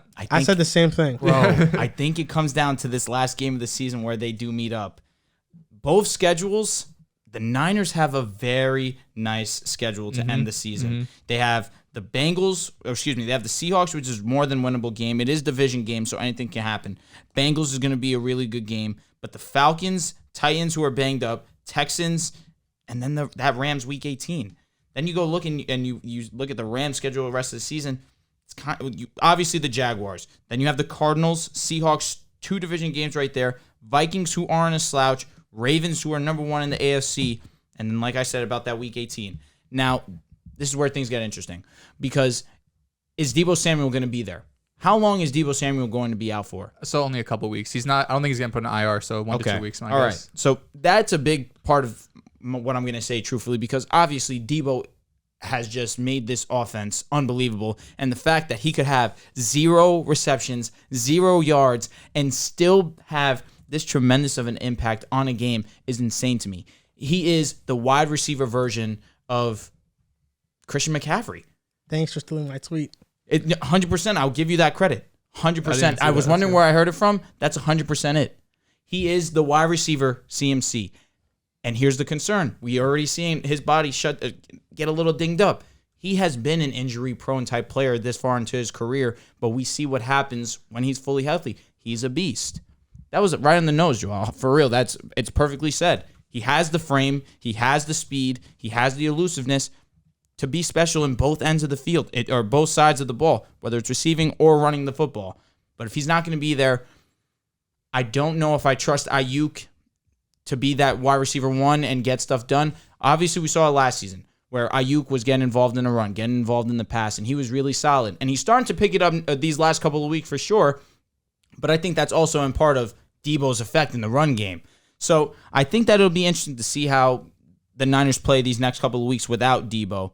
But now I'm looking at the Rams, and I see the Rams playing the Jaguars, and they've had a rough 3-game stretch. Can't overlook this game. They cannot overlook this game and be like, oh, it's the Jaguars, whatever. They need this to be the game that they come back. This was perfect timing for them, in my opinion, because it's not getting any. It only gets harder from here on out. You need this game to get comfortable, to start running the offense with Odell. We saw bits and pieces of it in the garbage time in that Packers game where Odell hit a nice in and out route to hit the crib. I would like to see a little bit more of Odell getting involved. Obviously, Cooper Kupp's the guy, and you need to continue feeding him. But without Robert Woods now and his impact in not only running the ball, blocking as well, which has not been talked about, not nearly enough, You need someone else to step up. We're seeing Van Jefferson. He had a solid game last week, but is it going to continue? He's had a problem with drops. This is the perfect game for them to bounce back and to get back into form. It's going to be tough. I can't lie, but I think ultimately I am still going to ride the Rams. I think the Rams do finish up top. I think that with this Jaguars game, if they're coming out the way that I do think that they can, they already lost once against the Cardinals. It's going to be a really good game. It's more than possible they could win. Seahawks, they have to win. It's simple. Vikings, more than winnable game. Ravens, if you're as good as you are, you win this game. Yep. Their defense is not that great. Your strength is passing the ball. Their pass defense is not the best. We just saw them have a really good performance. I think they're the worst in the NFL. They're horrible. Yeah. We just saw them have a really good performance against Nick Chubb and the Cleveland Browns. But is that due to them being in division and them having a little bit more time to prepare? It's a winnable game for sure. And then that Niners game. Ultimately, I do think it will come down to this. The 1-game lead is huge for the Niners. Huge for the Rams. But it's going to be close. But I am going to go Rams. I still haven't made up my mind, but I'll go into my points first, and then hopefully at the end of my little soliloquy, I'll figure it out. So after all that, you're going with the Rams. If there's one thing about me, you can trust that I'm going to be consistent. If I'm wrong, I'm wrong, and I stand by my word, and I will come here on the show and say I was wrong. But I trust myself, and I trust the Rams. There's things I like a lot about both of these teams. To start off, the careers of Sean McVay and Shanahan as head coaches.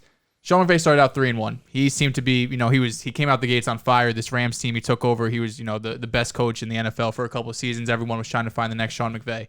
But over the last 5 games, the Rams haven't been able to win. Shanahan's 5-0 against the Rams. It seems like he has their number figured out. So they both have elite head coaches. Even though Shanahan did get, some backlash earlier in the season, he's proven, he's still an elite head coach. They both have explosive offenses. I know we think of the Rams as just kind of the prototypical offense who have these over-the-top guys with Cooper Kupp and Odell and the big-armed quarterback in Stafford. So we right away know, okay, they're a big, high-powered offense. But the 49ers do the same thing. Drew mentioned with Deebo Samuel in the lineup, he's been a top 5 receiver this year. Brandon Ayuk, who started the season in the doghouse, has really picked it up. Not only in the receiving game, he's had some really good highlights blocking as well, because it's still going to be a run-first team. They both run the same offensive schemes in terms of zone running. And you look at the 49ers, they're having Elijah Mitchell having a breakout year. They drafted Trey Sermon in the 3rd round. He's been a healthy scratch almost every single game. Elijah Mitchell in the 6th round took over the backfield once Raheem Mostert went down. He's been phenomenal. You have George Kittle back, who's looking like that top 3 tight end that he was last season and previous seasons, really. Last season, he was kind of banged up as well as this season. But as long as he's healthy, he's one of the best tight ends in the game. And you look at this Rams schedule, not just in the future, but I went back and looked, what statement wins do they have?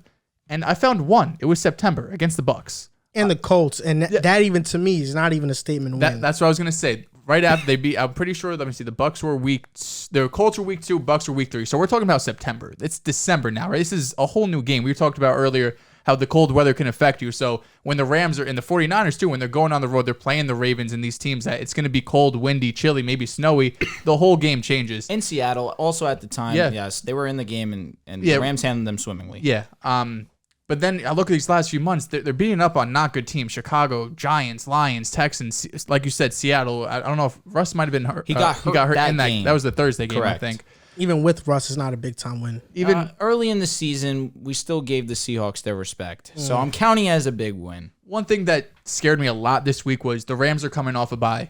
They're playing the Packers. This is the biggest game of the season. If they want to get right up there and try to still get that number 1 seed, which is just as important as basically anything else when it comes to football, having that week bye, not only to get past that first round, but you get all of those guys a week rest when they desperately need it because your bye at that point is probably 2 months in the past. You come off a bye and you get smoked by the Packers. I know it was a 1-score game, but they were losing 37-16 going into the 4th quarter. It wasn't a contest. They scored later in the game. It was an 8-point game. It ended up being 36-28, I want to say. But you're coming off a bye and you get smoked like that against one of the best teams in the NFC that you're holding yourself to. We're just as good as these guys, if not better. We're gonna have to compete with these guys if we want to go to the Super Bowl. And you lose by, it's 8, but you're really losing by 20 for most of the game.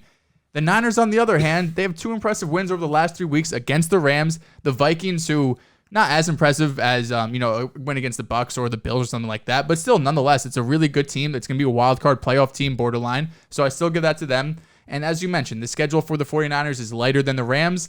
It's going to come down to that Week 18 game, 49ers versus Rams. Who do I put my trust in? Stafford, Garoppolo. Is Debo healthy? Come on, bro. Come on.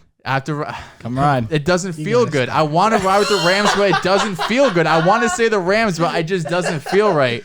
I think the 49ers are going to end up being second in that division, but I don't feel good about it. That's a good choice. I'm going to say this, man. All right, let's hear it, bro. When the Rams got Von Miller, I was like, this can put them over the top. This can get them over that hump, and I picked them to make the Super Bowl.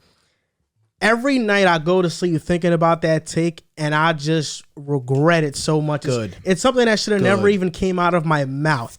I was so wrong for saying it at the time. I can't believe I got sucked into saying it because the Rams are pretenders. Let's just get that out of the way right now. Sean McVay, accolades-wise, career-wise, he is better than Kyle Shanahan, at least in that aspect. Whenever Kyle Shanahan goes head-to-head versus Sean McVay, if the Niners are facing the Rams, he always gets the best of Sean McVay. When you look at the Niners, they're finally getting healthy again. They're 6-5, top 15 offense and defense. They've beat the Vikings and Rams 2 of the last 3 weeks. And the upcoming schedule, the Seahawks, that's a win to me. The Bengals are up and down. If they come out flat, they can win that game easily. Not easily, but they can win that game. The Falcons, they can win. The Titans, a toss-up, but then the Texans and Rams. The 49ers can finish off with a 5-1 record to end the season and finish off 11-6. I think they'll finish 10-7, but they can very well finish off 11-6. Jimmy G has not been bad. Jimmy G has been good. He's been manageable. The reports about him not being there next year with the 49ers unless he goes on a Super Bowl run, that's a bit unfair. But that's because they want Trey Lance. But Trey Lance is not ready right now, and that's just the gist of it. When he played, it was obvious that he wasn't ready. I'm glad that Jimmy G is showing something because I hope that he gets an opportunity with another team after this offseason. Debo, you're right. He's out a couple weeks, but Ayuk has been involved in the offense much more. Definitely. Kittle is back. He's been getting involved. The run game has been going, and it's Elijah Mitchell, man. Yeah. Trey Sermon, he is just slow. He's a slow poke. That's really why he's like Snorlax. That's why he ran like a 4.6 That's why 4.7. he can't be the lead back. What? And that was at his pro day, so that's inflated. Yuck. He's not fast. You don't see that burst with him. Elijah Mitchell, he's been with the 49ers. He's been that Raheem Mostert replacement. Even he is not as fast as Mostert. No. But Mitchell has been phenomenal for them. They're running the ball. The offense is very manageable for Jimmy G. They have a groove going on. Dre Greenlaw just came back. I mean, they're getting healthier, and I'm trusting the Niners right now. Bro, the Rams. I'm sorry. The Rams are 0-3 since Von Miller coming to and every single team they face that has been a good team, they have lost to. They got embarrassed by the Niners. They got embarrassed by the Titans.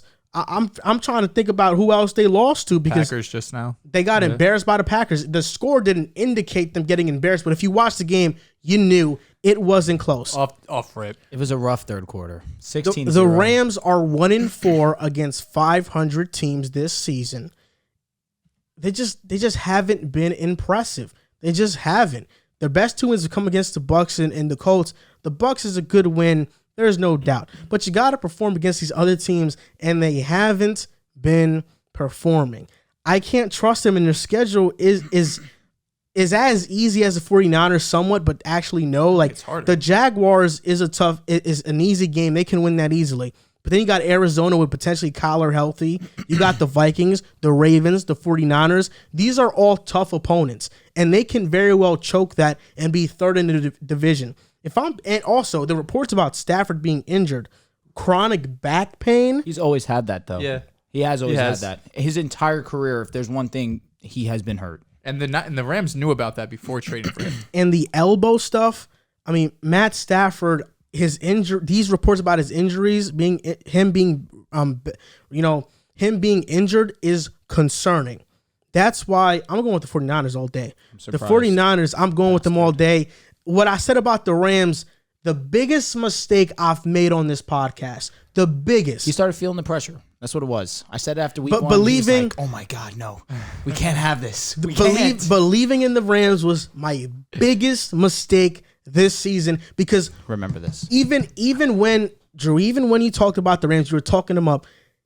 Even when I said they'll make it, I even said on that very pod, I can't trust Stafford. Yeah, I can't trust Stafford. Pick a side, please. It's just hard for me when I see this roster that is. It's juicy. Man, it's Damn just good. it's like a hot girl with no personality. It's like the roster's there, but Matthew Stafford is the personality that I'm like, my God. I can't buy into it. I can't buy into second it. corner, get him lit up. I'll give it to you. Matty Staffy hasn't been fantastic. That second corner is getting exposed. All they're doing is not targeting Jalen, and it's working. Nah, Darius Williams hasn't been good this year. He hasn't been. And for some reason, I don't know how it's possible, but these defense are doing a great job of avoiding Aaron Donald and Von Miller. How does that make sense? And Leonard Floyd. How? How is it happening? It makes no sense. They need to get it together. This Jaguars game is a statement win. Oh, no, it's not. Hell, it's a Jaguars. Hell, I don't care if you lose 40-0. It needs to be win a 40-0 game. Yeah. That's exactly what I was going to say. I don't think that changes anything for me. No, they got to beat a good team. For them. Yes, their own like confidence moxie type. Okay. They have I think what they need is to beat a good team. That's gonna enhance their confidence. Yeah. I will say this. Talking about that Debo and CMC, I honestly think that if Kyle Shanahan converts him to a running back, he can easily be a 1,000-yard rusher. Easily. Yeah, oh yeah. Same thing with CMC. If CMC is converted into a slot receiver, he can get 1,000 yards. Didn't he already too. do 1,000 and 1,000? Yeah, he did. He did. He had 1,000 and 1,000. That is ridiculous, bro. What? Debo can do it too, but I think that if Shanahan does that, that's just mismanaging. I think they're Debo both too fragile to. With all due respect, I mean, especially because Debo has a lot of soft tissue issues that are just that's not even from getting hit. That's just from like kind of pulling up, and it's stuff that groin. It's just stuff that's hard to avoid because it's going to be out a couple weeks. Yeah, and Debo's the type of player, too, that you can't rush back. He's not someone you could put back in the lineup like you did with Russ. Different, obviously, everything, but someone that you can't rush back. He needs all the time he could get to stay healthy. And y'all thought I was crazy, man. I told you I'd rather build an offense around Debo than DK. Now y'all seeing Debo, what he's doing. You also are the one that, like, 20 minutes ago did just say Russ is not seeing DK wide open. Yeah, but I was still, DK, if I'm built, like, if we're not taking injuries into account, not taking one of the more important things. Even though Debo's been healthy for most of the year, I'd rather build my offense around a player who can do everything. He can play on the outside. He can be a slot.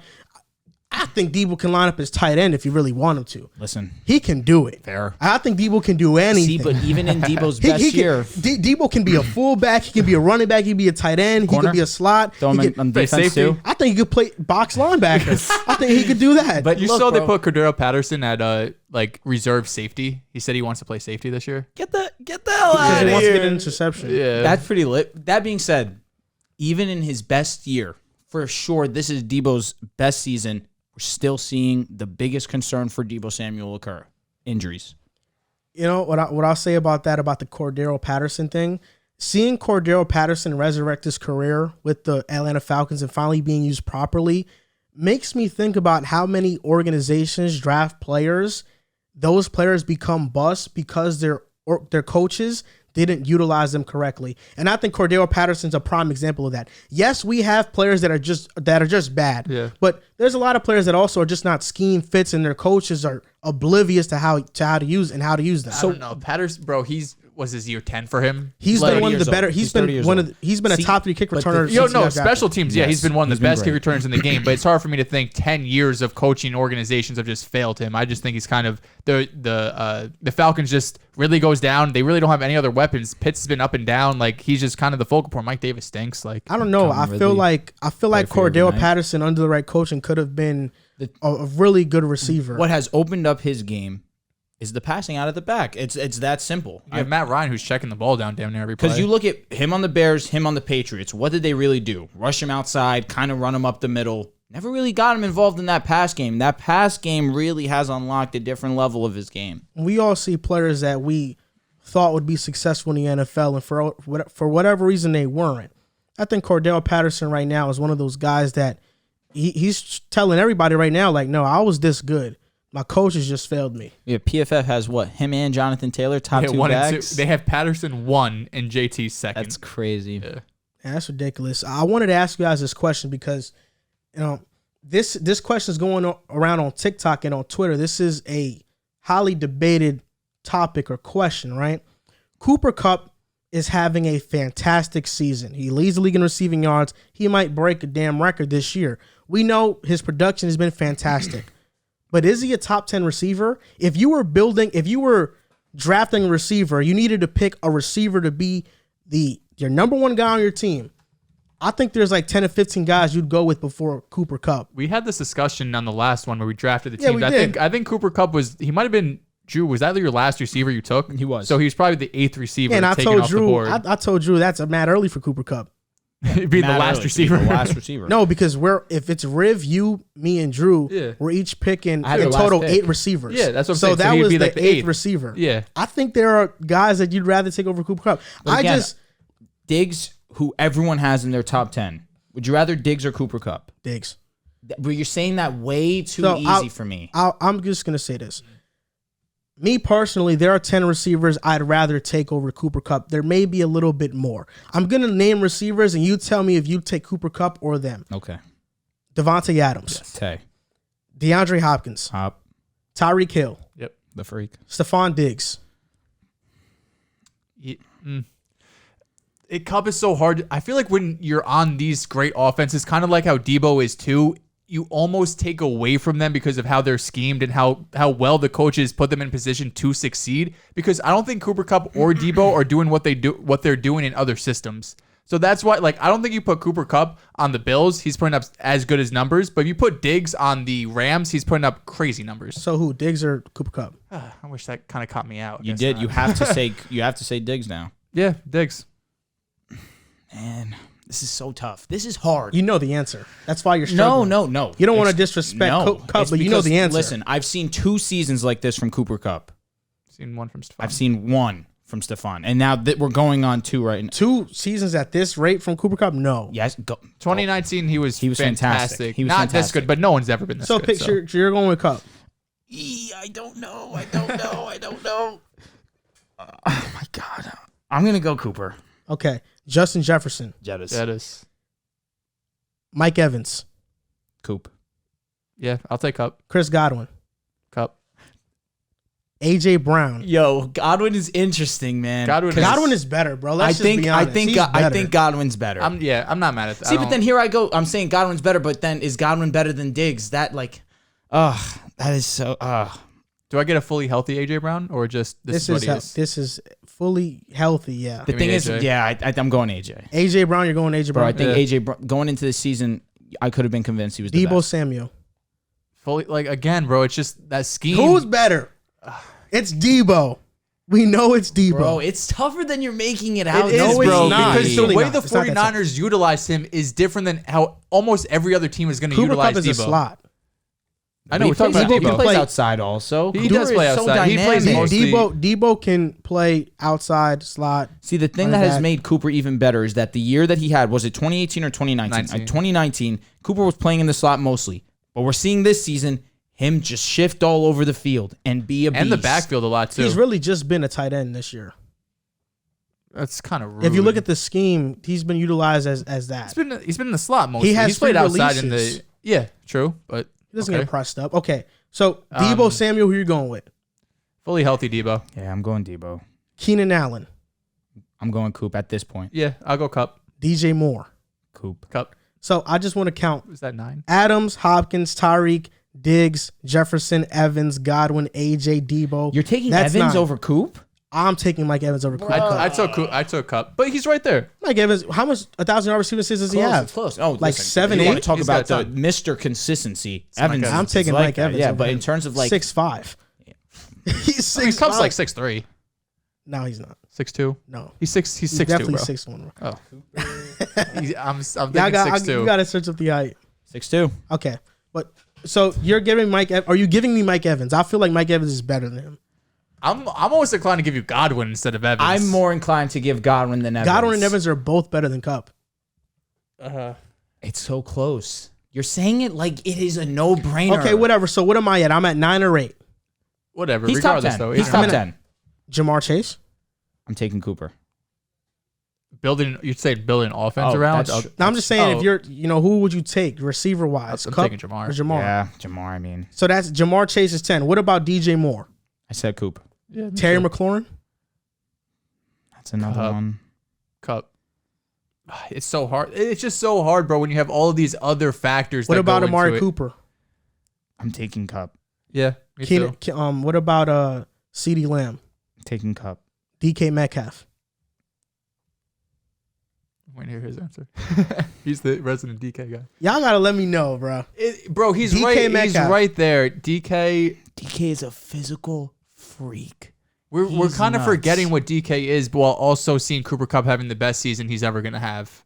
So it's kind of like you have to balance it out. I'll take DK. Yo, these are a lot of hard questions. Yeah, I bro. cannot even. Because front. the receivers in the NFL. I haven't are even ridiculous. mentioned Antonio Brown.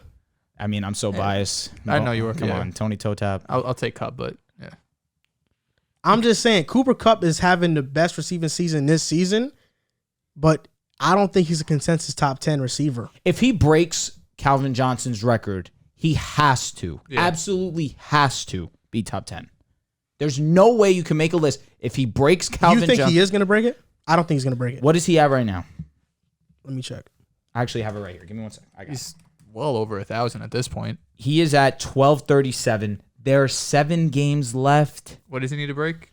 18, almost 18? 19. Oh, so he needs like 700 or 800 more yards. Yeah. He's projected at 1,799. And Calvin had 18 something. Yeah, so he wouldn't break it. He's right there. Yeah, I think he'll fall short. But you take Cooper Kupp or healthy MT. I haven't seen Michael Thomas play in 2 years, bro. I can't. I have to take Kupp. Thomas. I would just take Kupp because he's on the field. Yeah, bro. Like I'm taking Cup as well. Yeah. I'm telling you, he's not a consensus top 10 receiver. Elijah Moore. I'm taking Corey Day. Now I'm playing. Yo, Elijah Moore's going to be a problem. Oh yeah, we knew this. What about Deontay Johnson? I'm taking Kupp. Yo, Deontay Johnson's not. Oh no, I thought we were saying in terms of like Elijah Moore. Deontay's been dogging Yo, lately. Deontay is a freak. He has 109 targets and 1 drop, most in the NFL. So do you think that he's better than Kupp? No, I'm still taking no, Kupp. No. Still Yeah, taking Kupp. Kupp's better? Yeah. Okay. I told you, though, Kupp, stats lie, bro. Stats lie. not in this sense. I mean, he's having a a ridiculous beast, year. bro. Mike Evans is better than Kupp, bro. Come on, bro. Your lowest total this season can't be 64 and you not be at the minimum grade. I mean, The offense also like Minimum of 64 yards.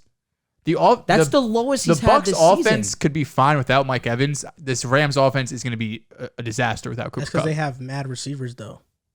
Yeah, but regardless, If you exchange Mike Evans for Cooper Kupp, I think Mike Evans is better for the Rams. I don't think he's as versatile as Cooper Kupp. He's definitely a better blocker. He's bigger. Robert Woods is a great blocker. Right too. now, they play Cooper Kupp in this kind of pseudo tight end role where he blocks a lot. Evans could do that better. Yeah, because he's a bigger receiver. Exactly.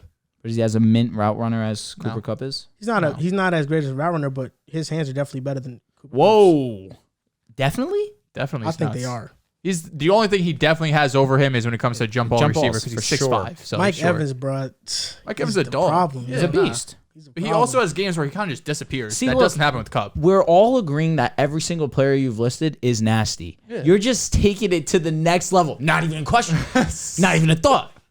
Come on. Bro, if I'm starting a team and I'm that like, was different because I asked you, "Are we starting a team?" And you said, "Who you take?" okay, yeah, that's the same thing though. Like, Nah, if I'm not if I'm necessarily. starting a team and I'm looking at Mike Evans and I'm looking at Cooper Kupp, I'm taking Mike Evans, bro. I'm not thinking about it. Like, I'm really not thinking about Borderline racist. I mean, it. like with for example, Devontae Adams, I'm not thinking about. Yes. Hopkins, Tyreek, Diggs, Justin Jefferson, Evans, Godwin, Yeah. AJ, even Debo. I'm not thinking about You it. lose me towards the end. Keenan who'd Allen. he say? The Evans and Godwin is kind of losing You said me there. Keenan as well. You're Keenan taking- Allen, because of his age, probably not. Yeah, but, he's like in 30, his prime, no 31. doubt about it. DJ Moore, 50-50 for me. Jamar Chase, yeah, I'm taking him. Yeah. McLaurin, yeah, I'm taking McLaurin. I love McLaurin. He's nasty. I'm torn. He's just like again, it's just those. And then those DK, I'm taking him. Listen, Jamar is a red zone threat every single time He's they're in really that area. cooled down. That being said, the yards not there. I'm more inclined to take McLaurin than I am Jamar at this current moment. I think I'd take Jamar, but don't hate it either way. I think it's tough, man. I don't know. Cooper Kupp has been amazing this year. I don't want to take anything away from him, That's what it sounds like. but it just feels like his production isn't equal to where he ranks amongst the top receivers in the league. Yeah, because all these other guys you're naming, or at least most of them, have had consistent multiple years of doing it, while Cooper Kupp had a great year in 2019, down year last year, and a great year this year. So you need to see multiple years stacked for me to really start to believe that you are a consensus top 10 without doubt. Also, I think a lot of these receivers have multiple options on their team. But Kupp doesn't now. Like Kupp doesn't. Yeah, that's true. But like outside of Adams, like Hopkins, he's gotten more help now, even though he's been hurt. Yeah. Tyreek Hill has Kelsey. Diggs has Sanders and Cole Beasley Diggs and is the one that I Dawson will Knox give this respect year. to. Yeah. Diggs gets my Justin respect. Jefferson has Thielen. Yep. You know, so AJ Evans doesn't has really Godwin have, I guess, and AB Henry, but and Rob Gronkowski. You know, AJ Brown. Well, last year he had Corey Davis and Jonnu Smith and Derrick Henry. He's really been by himself. yeah. For majority, like if I had to Just say of Henry's all these kind of guys, like- and even Jamar Chase, T. Higgins, Tyler Boyd. T. Higgins is a He has problem. those guys. McLaurin has been by himself, but he just doesn't have a quarterback. Okay, who's hurt? Yeah, fact. DK has Lockett. Yeah. You know, Russell Lockett's Wilson been really helps solid too. last few weeks. You know, so CD has Cooper, Gallup, Cedric Wilson. Cedric It's been Wilson, good. breakout game. Cedric Wilson was nice. Yeah, no, he had a He's good sleeping game. on him. Gallup had a really good Yeah, game. I mean, it was a shootout. Yo, So Gallup got to go to the Jets. I don't think JD back-to-back years dips in. Bro, in next big year, contracts. I want the Jets receiving core to be Michael Gallup, Corey Davis, and Elijah Moore. I was waiting for Garrett Wilson, but okay. I would love Garrett Wilson too. Yeah, that'd be tough. I would like a tight end though. We need a tight end. You Yeah, think but Garrett Wilson's not a top first. 3 pick? Nah. Top He's 10. top I 10. think he's He's top top 10. 15. So you take him with your Seattle pick? Yeah, I just Actually, think no, we have bro. so many I other think- holes to address. I would say Derek Stingley is number 1 on my board if I'm the Jets. I think it's Hutchinson or Kayvon. I think we need to get an elite pass rusher. I was going to say you ASAP. need We a have picks pass 5 and rusher. 6, so we're not going to get those guys. Word, you said number 1 on your board. I think Stingley's probably gonna be gone by 5. Maybe. But I'm looking at Stingley, and you're right. If we can draft Hutchinson, I'm all for it. Yeah. Or Kayvon, I'm all for it. But where we're picking right now, 5 and 6, I would go. You're still getting a freak. I would go Derek Stingley. And listen, I want some more offensive line help. I think we know tackles are important, the blind side of a quarterback, but I think the interior is just as important. The center position, I would go Tyler Linderbaum. Is the I big ticket out don't- for the season? He's supposed to come back, but I don't know if Evan Neal, the old lineman from Bama, he plays right tackle. I don't know if he could play left tackle, but if he could, I would seriously consider it because this is 2 years now. Becton can't stay healthy. If he can't stay healthy and I have Neal, who normally plays right tackle, I could just put him over to left tackle when Becton gets hurt. That's huge for the offense.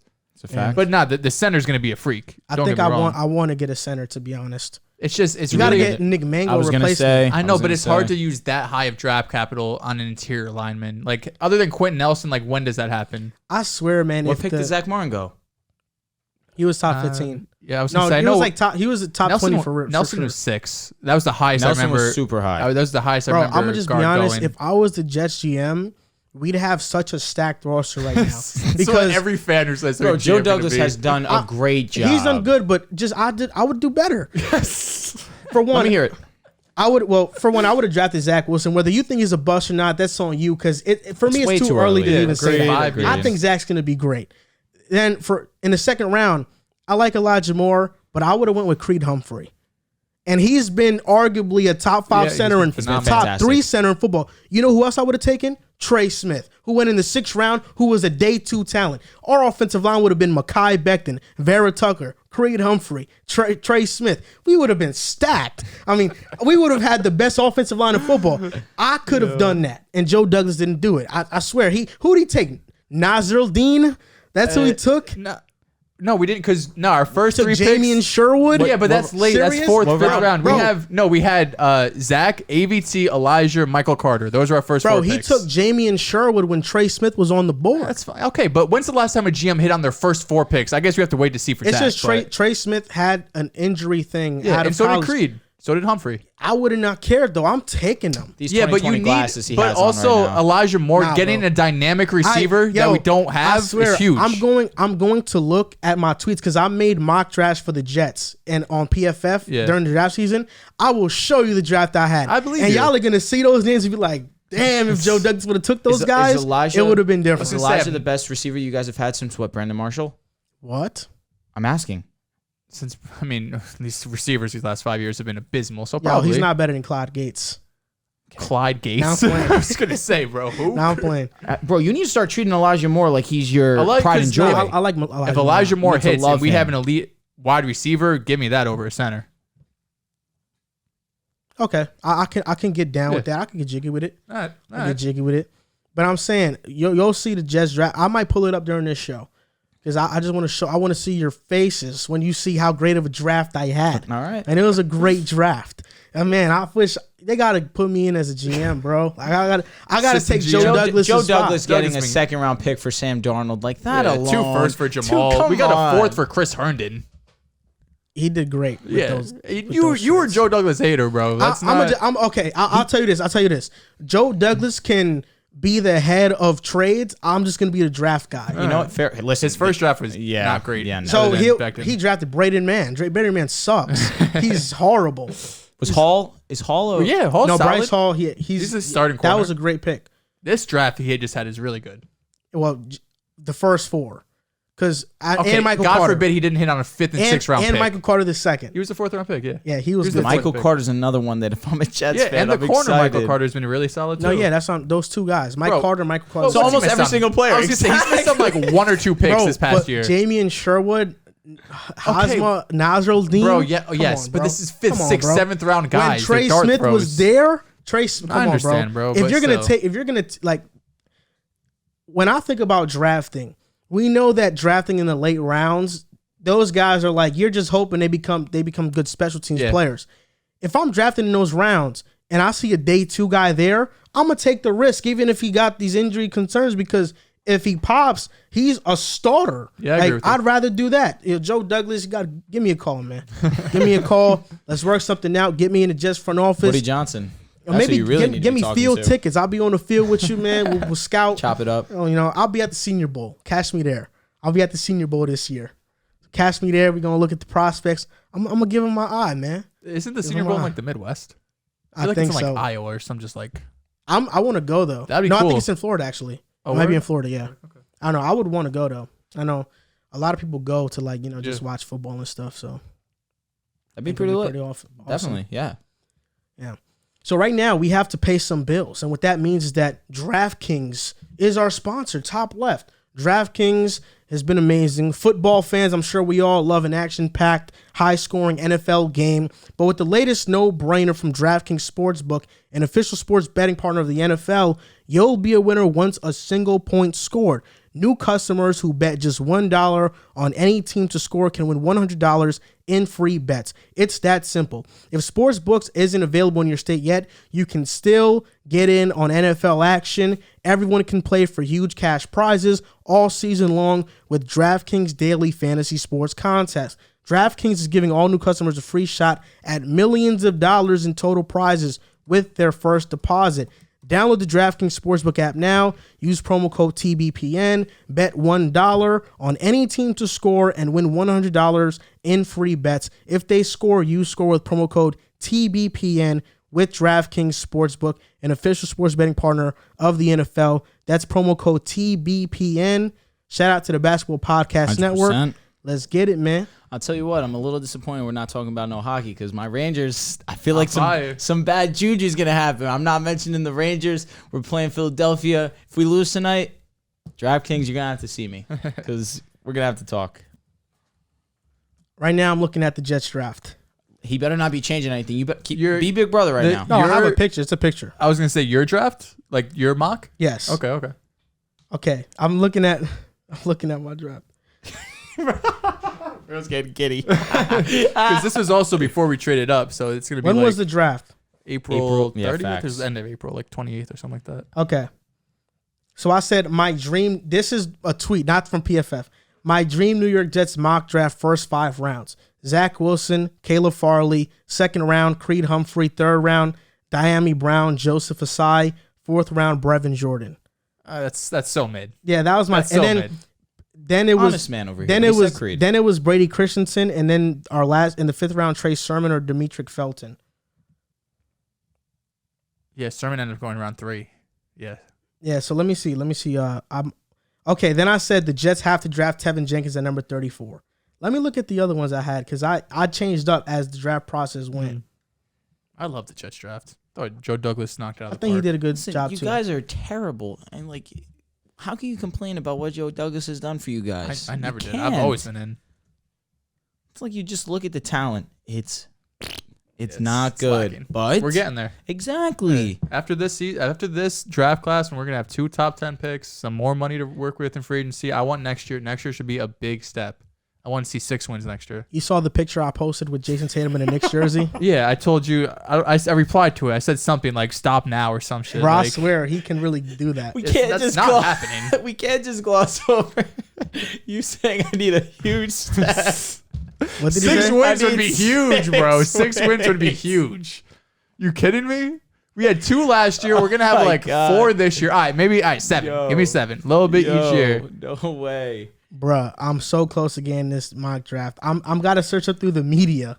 You know, the media Listen, portion bro, of it. we'll go over it next episode. No. I want to. Can't believe you had a Photoshop of Jason Tatum in a Knicks jersey. I was ready to block you. I'm not gonna hold you, bro. I was sick. Bro, It's like I'm not starting this narrative. No way. I was watching our most overrated players video, and when Riv said, "Are we gonna say Jason Tatum?" I was ready to dip because I saw him like he was looking at me, and I saw him that. kind of like saying Tatum, like just like mouthing it. I was like, "You're lying, right?" And Nah, Riv was dead ass serious. Yo, though. and I'll also say, just while you look that up, Russell has been fantastic these last 6 games. Russell Westbrook or D'Angelo Russell? A little bit of both, if I'm being frank. Yeah, both have been really good. Yeah. Bro, Russ has been amazing. Last night, not the best field goal. I think he was 9 for 21, but did you play like the Kings or something? we smacked him by 20. As you should. See, we say that, but then we go and we lose to bum teams. I know, but you guys are kind of. When was the draft? April something? 28th, I want to say. It was the last week of April. So Okay, I'm at July. I'm at May right now. This guy's a man. January, February, March, April. Yep, you're May. good. Okay. You're good. Yeah, I got it. I had to get it right. I always get those months confused, bro. The beginning months are hard for me. My brain doesn't. My brain doesn't process them. Those beginning ones are hard. What does that even mean? I don't know, man. I'll be like, yo, does March go before February? I'll be like, yeah, damn. Is this guy serious? Come on, Joe. Okay, look, okay. I got these two. Okay. Zach Wilson, first round, second pick. Zach Wilson was always my guy. Tevin Jenkins, Creed Humphrey, Kelvin Joseph. I actually had to take in Mike Carter, the running back. Yeah. Jamin Davis, Kendrick Green, Tommy Tremble, Ernest Brown, and Javion Hawkins. Okay, so yeah, even you were missing on these 5th, 6th, 7th round guys. Okay. Then in the It's the 5th, 6th round. Exactly, bro. Okay, look, this draft I nailed though. Here we go. Zach Wilson at 2, at pick 23, Jalen Phillips that plays for the Dolphins. Yep. He's been great. Then at tackle at pick 34, Walker Little, which he really hasn't done nothing. Then at pick 66, Creed Humphrey. I would have easily switched that up though. Mm-hmm. Then Jamin Davis, pick 86, but he went in the first round. He was like a day 2 guy, but Washington overdrafted him. Tommy Tremble, Kendrick Green, Jamar Johnson, Dax Milne, who was Zach's receiver, and Javion Hawkins. Okay, so I think bro. this is a pretty good draft. Douglas did better though. Nah, bro. Oh my god. I say this jokingly 9 times out of 10, but there's certain situations that if I was a team and I desperately needed O-line help, would it be the absolute worst thing every single round? O-line. I mean, I guess if that's literally your only needs, but still, you need depth at other positions. If I'm the Jets, fair enough. And listen, the Jets need so much though. Agreed. That being said, you go 1 through 7. I'll give you a couple, regular flyers on a different type of player. We need the Elijah Moore. We need the Mike Carter. We see how essential an O-line is. And it just makes mediocre players better. We actually don't have a bottom 20 O-line. Yeah, no. But you'll take We've been middle of the 20. pack. You guys made some really good signings, for 18 sure. last time I saw 16, 18, something like that. Morgan Moses has been really solid at right tackle. One of the things I did in the draft, though, is I always drafted a running back in later rounds. As you should. And the reason for that is because we see players that get drafted high, like Christian McCaffrey, get paid big-time money and then get hurt. And that's what happened. CMC is injured. He's out for the season with an ankle injury. Before that, he missed a couple games. He played 3 games last season. He missed 13. He's played 7 this year. He will miss 10 games ultimately. That means CMC will have missed 23 games in the last 2 seasons. At this point, did the Panthers regret paying him this much money? And what do you just feel about the running back position as a whole in paying them a boatload of money? Well, I'm sure they do regret giving him that money, especially when they were in talks for Deshaun Watson and they were saying, we're willing to give you Christian McCaffrey. Because they obviously realized they can't have both these contracts on their payroll. Excuse me. And expect to have a complete roster. But I understand you're getting Deshaun Watson, but the whole point would have been to have Deshaun Watson paired up with CMC. But me personally, I don't hate the running back early. I understand that history shows you shouldn't do it. You can get great value in the second, third rounds, fourth rounds. Kareem Hunt was a 6th-round pick. I get it. Elijah Mitchell. There's been great players spread out through NFL history that have gone in later rounds. I just look at Ezekiel Elliot, and he's the one that really started this wave of taking a running back early among the new school, and him getting a second contract and still being a beast. Leonard Fournette, another guy who obviously was pretty solid on the Jaguars, had a rough last season with them, got cut, but then went to the Buccaneers and was integral, one of the more essential parts of that team, especially that offense. So there's clearly talent that goes there. CMC had probably the greatest running back season we'll ever see on both sides of the football. I understand taking them because they're amazing, but what are teams supposed to do? Just let them fall? Because then a team at pick 29 is getting unbelievable value for just sitting there and waiting. I just think that some players are too good to pass up on. Like a Melvin Gordon. I can understand that one being one of those that you shouldn't have taken him that early. But then you look at Todd Gurley, but it's one of the more unfortunate things. What he did for the Rams was amazing. He was fantastic. He's our generation's Bo Jackson. Bo Jackson obviously has the different avenues of being the most complete athlete, played baseball, and then football was his side gig. But Todd Gurley was all world. Like, at the minimum, he was the number 2 running back in the league when he was at his best. I just think that some of these guys are too good to pass up on. And you just cannot slap them in the face when it comes to giving them a contract come contract time, especially if they're giving you the production that you need. You look at guys who have a second contract now in the NFL. Derrick Henry, I'm sure that, we're going to say that he has a foot injury, but it's a broken bone in his pinky. I actually have the list of all the guys. Dalvin Cook, another one. I'm fine with that contract. Ezekiel, I said, I'm fine with that contract. But Aaron Jones, he's been solid. I'm okay with that contract. You're fine with it, but as of now, these are contracts from running backs that these running backs are getting paid $12+ million per year. These are the guys. CMC done for the year. Derrick Henry out indefinitely. Dalvin Cook out indefinitely. Alvin Kamara, he's injured right now. Ezekiel Elliott, he's playing through injury. Zeke, but Cowboys have said, hey, look, you can rest up. You can be out for a couple of weeks. Aaron Jones, just back from an injury. Nick Chubb, missed 2 games with an injury. He's still playing well, though. He had COVID, actually. I said that earlier. He had COVID. That's why he missed. And Joe Mixon. Chubb. And Joe Mixon, he's actually been very good. He got a second contract. But you look at just finding value in running backs. A.J. Dillon, 5.2 yards per touch. He's been better than Aaron Jones this season. In my opinion, he has. Elijah Mitchell, 6th-round rookie, 4th in rushing yards per game. You're finding these running backs that are producing at a very high level that aren't these top guys that don't need a second contract. And we'll get into the Pollard and Zeke thing next segment. Even Pollard. Like, come on. Yeah. Come on. It's Pollard. You look at that 2020 class, that's what stands out to me. JT, Swift, J.K. Dobbins. You have all these guys going in the second round, and the first running back that year was Clyde at pick 32, and the Chiefs completely whiffed. There was 3 running backs at minimum. I'm blanking. There might have been a couple more that I'm not thinking of, but they're all better than Clyde. You and I, we weren't talking back in the day, but we thought that JT was a first-round talent. Yeah, it's that simple. JT was the best running back in the draft. Them taking Clyde was a complete, utter shock. That was just us. Scheme fit. I was going to say, that was just people putting too much faith into Mahomes and Andy Reid. Jonathan Taylor would have fit perfectly in there. Yeah, Jonathan Taylor fits with any offense. He's the best running back in football right now. Yeah. But to go on the question, the CMC question, we talked last episode, is Saquon a what-if player? If Saquon's a what-if player, Christian McCaffrey's turned into a what-if player as well. We saw the historical 2019 season where he had 1,400 rushing yards, over 1,000 receiving on 116 catches and 19 total touchdowns. It's going to go down as one of the best running back seasons in NFL history. But since then, he hasn't been able to stay healthy. Since then, he hasn't had a 100-yard game since getting that 4-year, $64 million contract. Yeah, so the Panthers are stuck with him until at least 2023. If they want to, they could cut him in 2023 and eat $13 million in dead cap. It's not ideal, but I guess it's manageable at that point, especially if that's 3 years in a row if McCaffrey can't stay healthy again next year. There's also a report a couple days ago that said the Panthers are not interested in trading McCaffrey, that's because they can't trade McCaffrey. If they trade him before June 1st, he'd be a $20 million cap hit. So they're not doing that.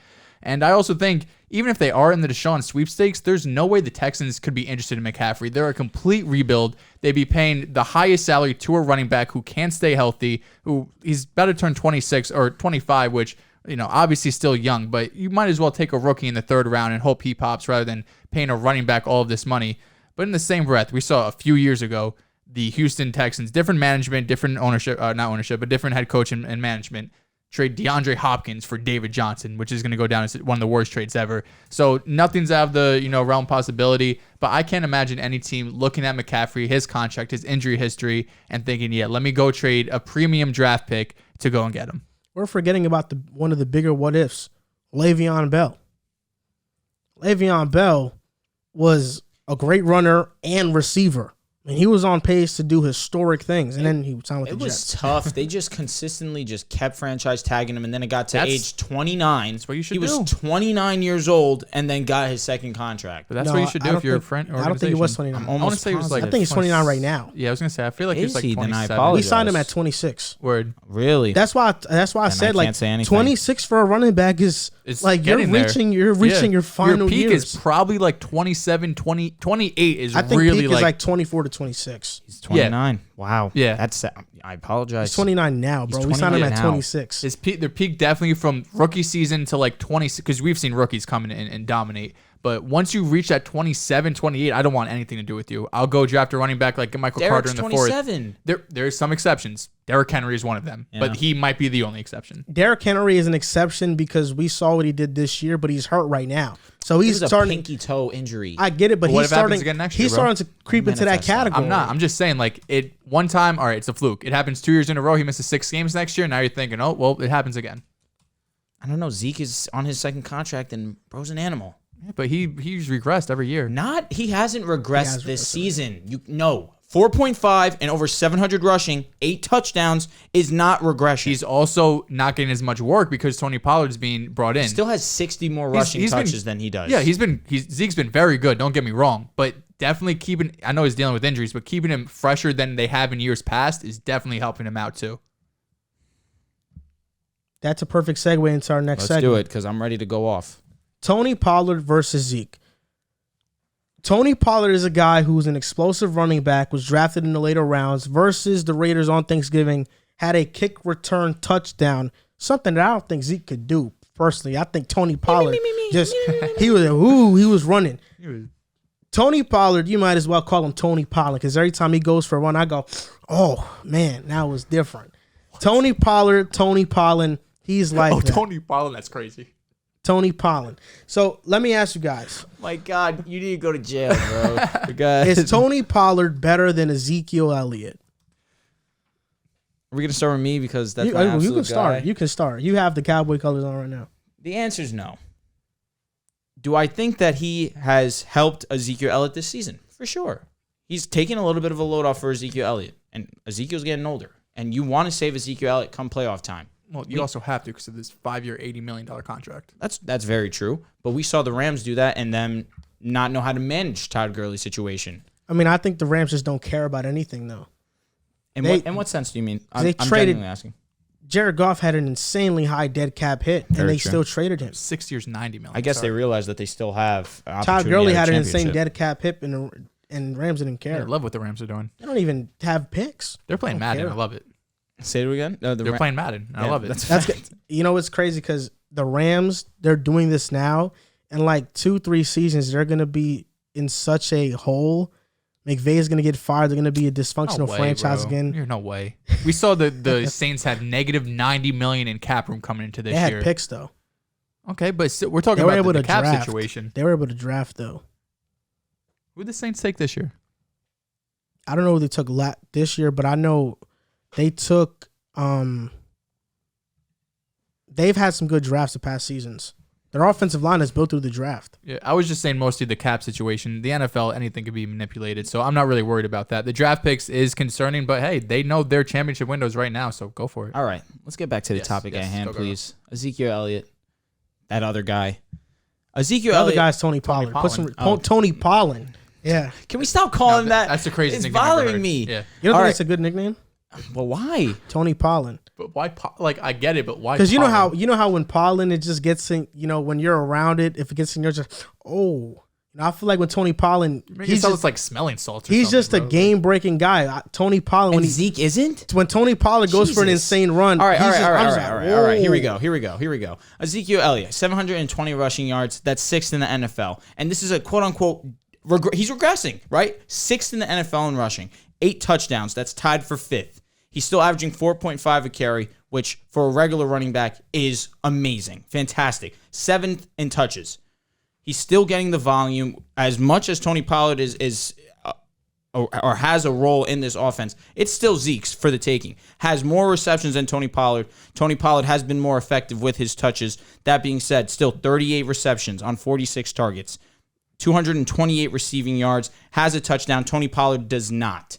Tony Pollard has 1 rushing touchdown. Ezekiel has 8. He's a great change of pace back, and that's absolutely perfect for what the Cowboys want to do. Not only just resting Ezekiel Elliott, but also changing the flow of the offense. Fantastic. And it's been working. It's been effective. You're not taxing Ezekiel, and at the same time, you're still having success.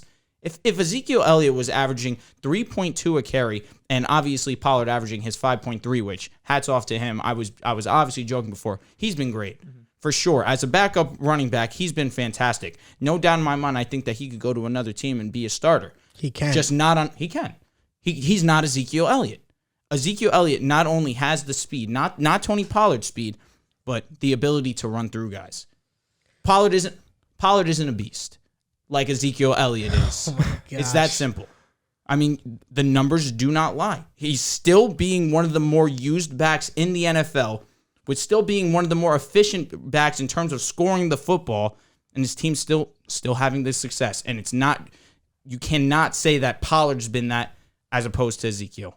Tony Pollard may not be a beast, but he's a cheetah. He's a jaguar. He's a werewolf. He's fast. He definitely has that burst. If we're talking about rookie Zeke 2016 Zeke, 2016, 2017 Zeke versus Pollard now and what Pollard's been since 2019, Zeke wins all day. The problem with looking at the numbers you're looking at right now is that, of course, Zeke's are going to be far better. He's getting far more touches. It is what it is. And they use Zeke in goal line formation. Zeke is better than Pollard in 2 aspects. I'll say actually 3. Goal line running and short yardage running, just because he can truck people, trucking, and blocking. Those are the 3. Tony Pollard is better at everything else. Catching the football, breakaway runs. Pollard has the most rushing yards without starting. He's 4th in yards per carry in the NFL right now. Since 2019, listen to this.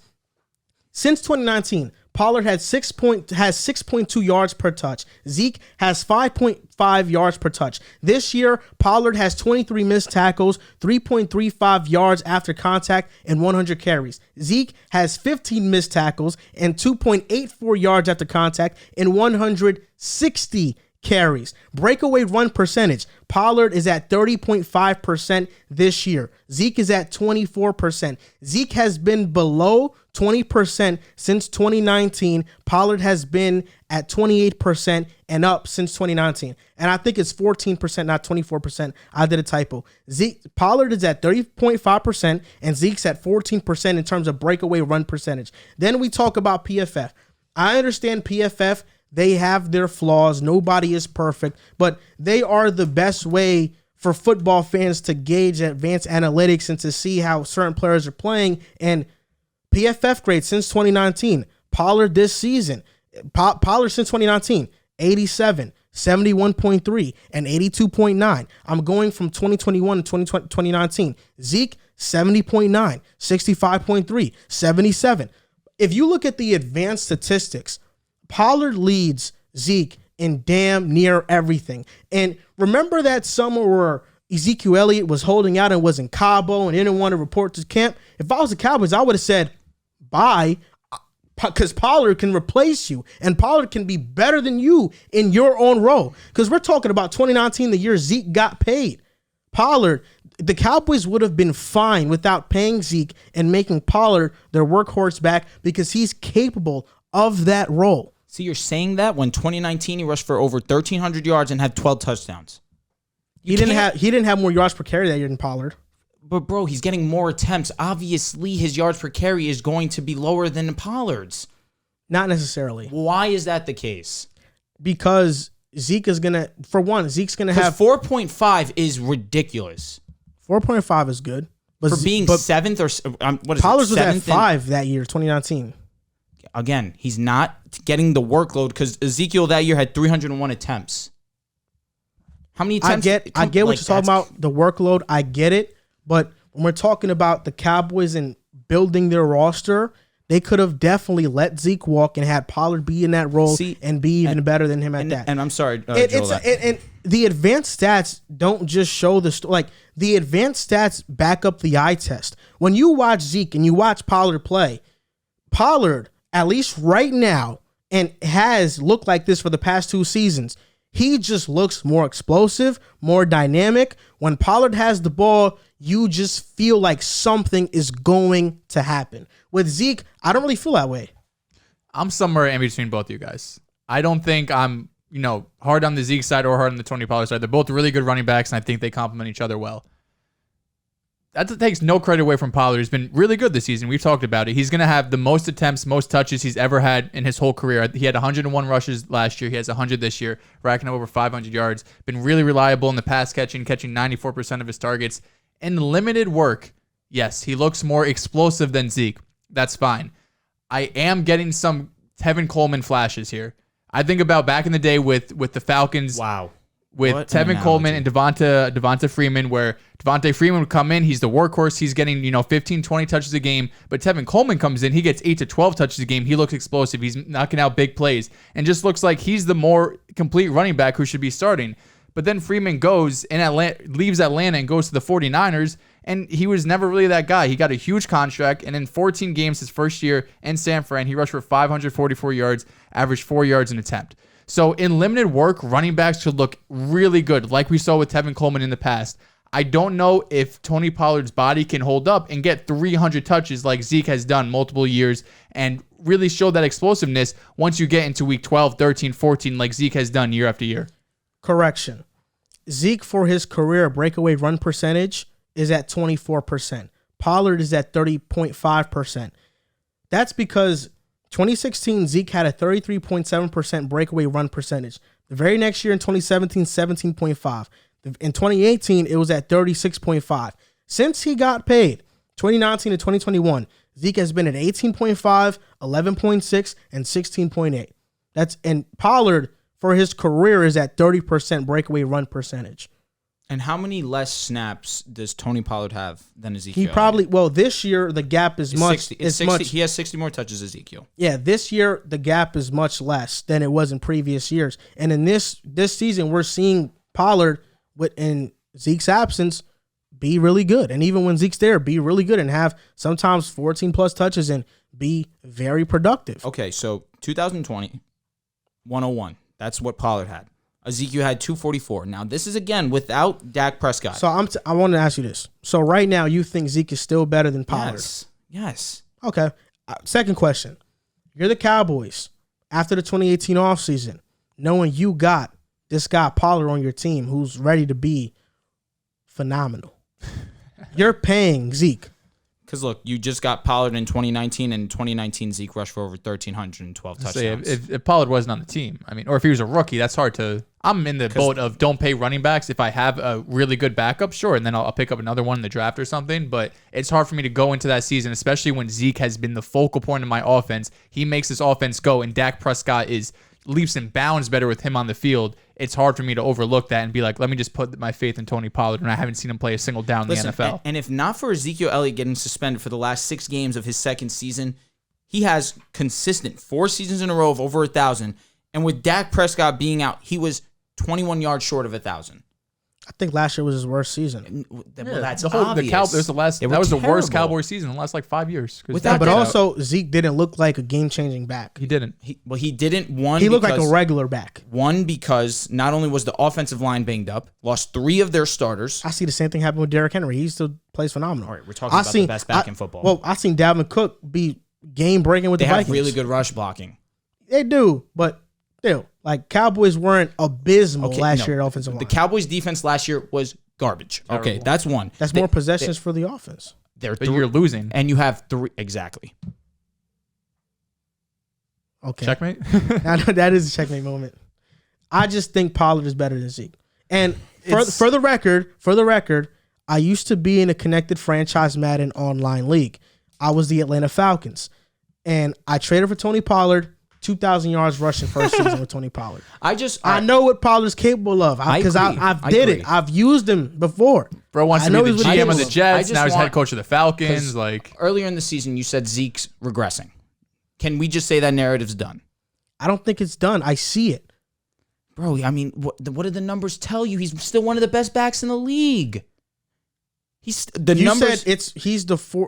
fourth in rushing yards. He's 6th in rushing yards. Tied for 5th with touchdowns and 18th in the league in yards per carry at 4.5. I feel like I can name 10 better running backs than him. Please do. That I'd rather have. Please do. Okay. If you have to start a team with a running back, that's how I'm gauging this. Would you rather have Najee or Zeke? When you're starting a team, it's different. So whack. Like, right now, just tell me who you're taking. It's simple. I would Javonte or Zeke. I'd probably take Javonte over Zeke. And you're doing crap. I was gonna say that's your soft spot, Javonte. I mean, Javonte is gonna be phenomenal. Sorry. I wouldn't call you crazy. I wouldn't call you absolutely insane. But like the only like absolutes that I would take over Zeke right now is Derrick Henry when healthy, Jonathan Taylor, Dalvin Cook, but he's been banged up this year. Chubb, yes. Yeah, I would take Chubb. CMC because Chubb is a younger Ezekiel. Yeah, facts. Alvin Kamara, I'm taking him over Zeke. Yeah, I would take Aaron Jones or Zeke. Zeke, no doubt. Saquon Barkley or Zeke. Zeke. If they both have great offensive lines. I'm done with Saquon. No, I'm being serious. I understand, but the numbers do not lie. Zeke.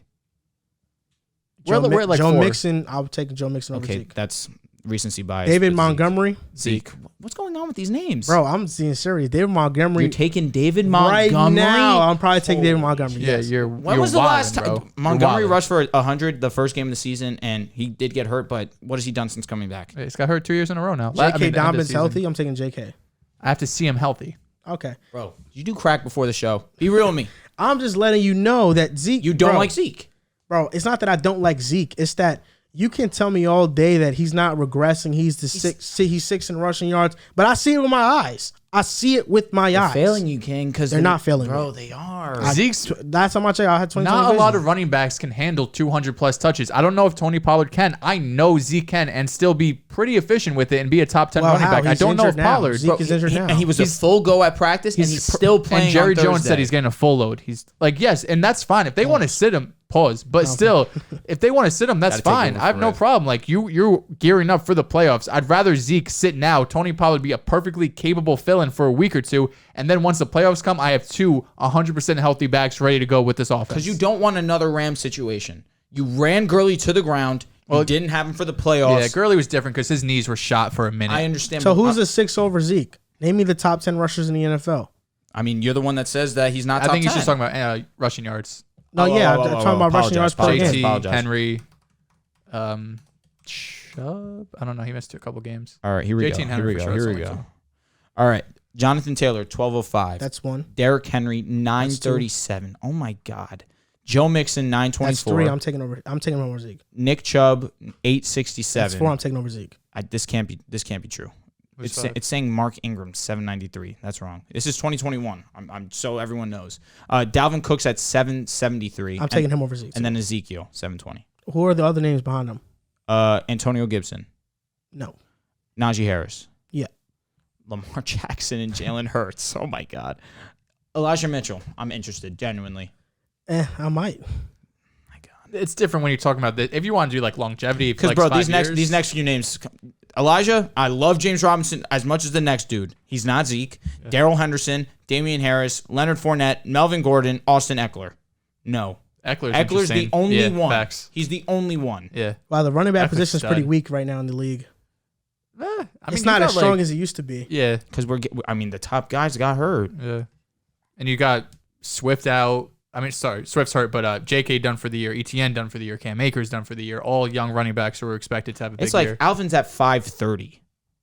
That's because he does rushing and receiving though. Who? Alvin, 530. But I'm taking Alvin too. He doesn't have 1,000 yards. Okay, I would take 6 running backs over Zeke. Well, no, 7. I'm taking Pollard over Zeke and Javonte Williams. I don't stop it. I'm not taking Joe Mixon over Zeke. I'm not. You're not taking Javonte over Zeke? I'm not. I would. Next season. Bro, Javonte. Changed my mind. Next season changed my mind. Facts. We're talking end of this year. I need to see him get a hold. Bro, I'm taking at least 8 running backs over Zeke not right at all. now. Yeah. How many? 8 running backs. I'm in like the 5 to 6 range. It's a weird. He's question. he's 5 to 6 for me for sure. Yeah, for sure. I will give you JT. I will give you Derek. I will give you Dalvin. Injuries scare me. Give you AK. You got to give me Ty Johnson. Ty Johnson. Like those, there's like 5 that like. Yeah, he's probably 6. Yeah. He's probably 6. Because Chubb is legitimately. What about Kareem Hunt? No. It's hard to say Pollard's better, bro, when he doesn't have a full workload and have 11 weeks of being the guy getting 20 touches and getting banged up like that. We haven't seen that from Pollard ever. That's cat, bro. But bro, we saw it with Tevin Coleman. The same thing. You know, the college Pollard came from, Memphis. Their running back room at a time was him, Kenny Gainwell, Gibson, Antonio Gibson. I forgot the other names, but those were the 3. There are other ones that the names stick out to you for real. Yeah. Now Memphis has been a running back factory this last couple of years. Yeah. Who they got coming in this year? I don't know if they have anyone this year from Memphis. It's like Breece Hall. He's like Iowa State. Spiller. You're looking it up? Mm-hmm. I don't think there's anyone from Memphis. I'll tell them. At least not like, highly regarded. So you think Zeke's better than Pollard? Yep. Darrell Henderson. That's the last. Yeah, that was a good one. I think he's better. Yes, he's better right now because I haven't seen Pollard do it be that guy. Like I said, he's Tevin Coleman all over again. We thought Tevin Coleman was going to be explosive and amazing in San Fran. His first year, he was healthy. He got 540 yards. Didn't he get injured in Atlanta though? His last season? It didn't stop him from getting a 4-year, $32 million contract. So that's because he was a Shanahan guy. Okay, but regardless. I got 10. And he was with him. I know. Yeah, he was with him in Atlanta. But still, Shanahan could like you all you want. If he's going to give you $32 million, you have to be decent. Yeah, that's because let me see. I just know. He played like 4. He started because Devontae Freeman got hurt that last year in Atlanta. His last season in Atlanta, he played all 16, had 800, 4 touchdowns, and receiving he had 276, 5 touchdowns. Yeah, he only had though. And the next season he had 544. He had 100. He had 167 touches that game. Bro, but he's been great for the Jets. 5 yards to carry. Tevin Coleman? Great. Or this last game he looked good, but I mean like now I'm playing. Yeah, other than that, this next topic is going to be near and dear to Drew's heart. I'm going to let him do his thing on this topic. Thank you. I may chime in here, but I know that if I give my monologue, it's going to overshadow what Drew says, and he doesn't like that. So I'm going to let him go first. So Tua Tagovailoa has gotten Tua is current quarterback for the Dolphins, and since he's got drafted, the consensus about him in the media and the fans that he's a bust, right? And he hasn't gotten the benefit of the doubt. He's come back from a potential career-ending hip injury. He plays somewhat well his rookie season. Do you feel like Tua has gotten unfair criticism by fans, by the media? And before you go, Drew, I'll be straight up. I have talked about Tua before. Oh, we know. And I have. And he is a smart man. If there's one thing I will give you, is that you're a smart man. Because before you say anything, I was ready to flame him, to drill him. Not for his facts, not for his past takes, not for his past takes, but for his most recent TikTok. I stayed silent. I saw it. I liked it. I was thinking about leaving a comment. I was like, you know what? I saw it. I'll save it for the show. He gave this whole spiel that I was ready to give. I was like, you know what? I'm cool with it. I'm going to wait for the show because we all know his true thoughts on him. His ceiling's Jimmy G. He's good. No, I said he is Jimmy G. His ceiling's Jimmy G. Never said that was his words. That was his words. I never said his ceiling. Jalen Hurts is a better quarterback than Tua Tagovailoa. Mac Jones is a better quarterback than Tua Tagovailoa. He is. Now go ahead and say whatever you're going to say. Yeah, thanks. Tua, I've said, he's not a franchise quarterback. And I still don't think he's a franchise quarterback. I think he's a good game manager quarterback, kind of like a Jimmy G. Does that change the fact that he's got an unfair criticism? No, it doesn't. Was I a bit unfair to Tua? I probably was, but that's still exactly how I feel. It's how I'm gonna feel. I'm never, unless Tua does something outstandingly amazing that I'm like, okay, I have to change my mind, I'll change my mind. I said this all along. Jalen Hurts to me was Tyrod Taylor. That's not bad. Jimmy G, it's not bad. Tua to me, I also said the Dolphins will regret taking Tua over Justin Herbert. That doesn't seem like it's going to be wrong ever. So I just think he's not a franchise guy. He doesn't scream out to me superstar. Does that mean I think he's a bad quarterback? No. He's a stable quarterback, and that's important to have because the Dolphins really haven't had a stable quarterback in years. So it's good that they have that. But is he a franchise guy, top 10 or top 15 consensus? I don't really think so, but I'll let you go. You can talk about Tua because you're insanely high on him. Now, I have a quick question. Is Tua behind the worst offensive line in the league? Probably. Pass blocking. We'd say by far, correct? Okay. Now, Kyler Murray. Top 5 in the league? At worst 6, right? Yeah, he's him. Now, rookie year, he won offensive rookie of the year. He had 3,722 yards, 20 touchdowns, 12 INTs, completion percentage of 64, QB rating 87, went 5-10-1. Now, Tua, over these last 2 seasons, his first career 16 games, has 3,500 yards, which is 200 less than Kyler Murray, 21 touchdowns, 11 interception, which is a better touchdown to interception ratio, 67% completion percentage, a 90.5 QBR, and a 9-7 record. Now, all I've heard from not only my friend Joel over here, but don't think you're out of the woods either, and every single person on the media, is that Tua Tagovailoa is bad. Forget about can't be a franchise quarterback, is not good. He's a bust. Right? That's all we've ever heard. That he can't get it done. Is it time to start evaluating the quarterback position in Miami? Is Tua the problem? Now we see the Dolphins go on this 4-game win streak, and Tua's at the helm, and now this narrative starts to shift. Why? Because the Dolphins, prior to Tua, once Tua got hurt, they were 1-4, 1-5, one of the worst teams in the league. People weren't even thinking about the Dolphins. Now here they are on a 4-game win streak, 5-7, with the potential to win out and make a wild card spot. Look at the schedule. They could go undefeated for the rest of the season and secure a wild card spot. What are people going to say about Tua then? Tua has been fantastic. You look at these numbers this season, they don't wow you because he's missed 3 games, but he leads the league in completion percentage.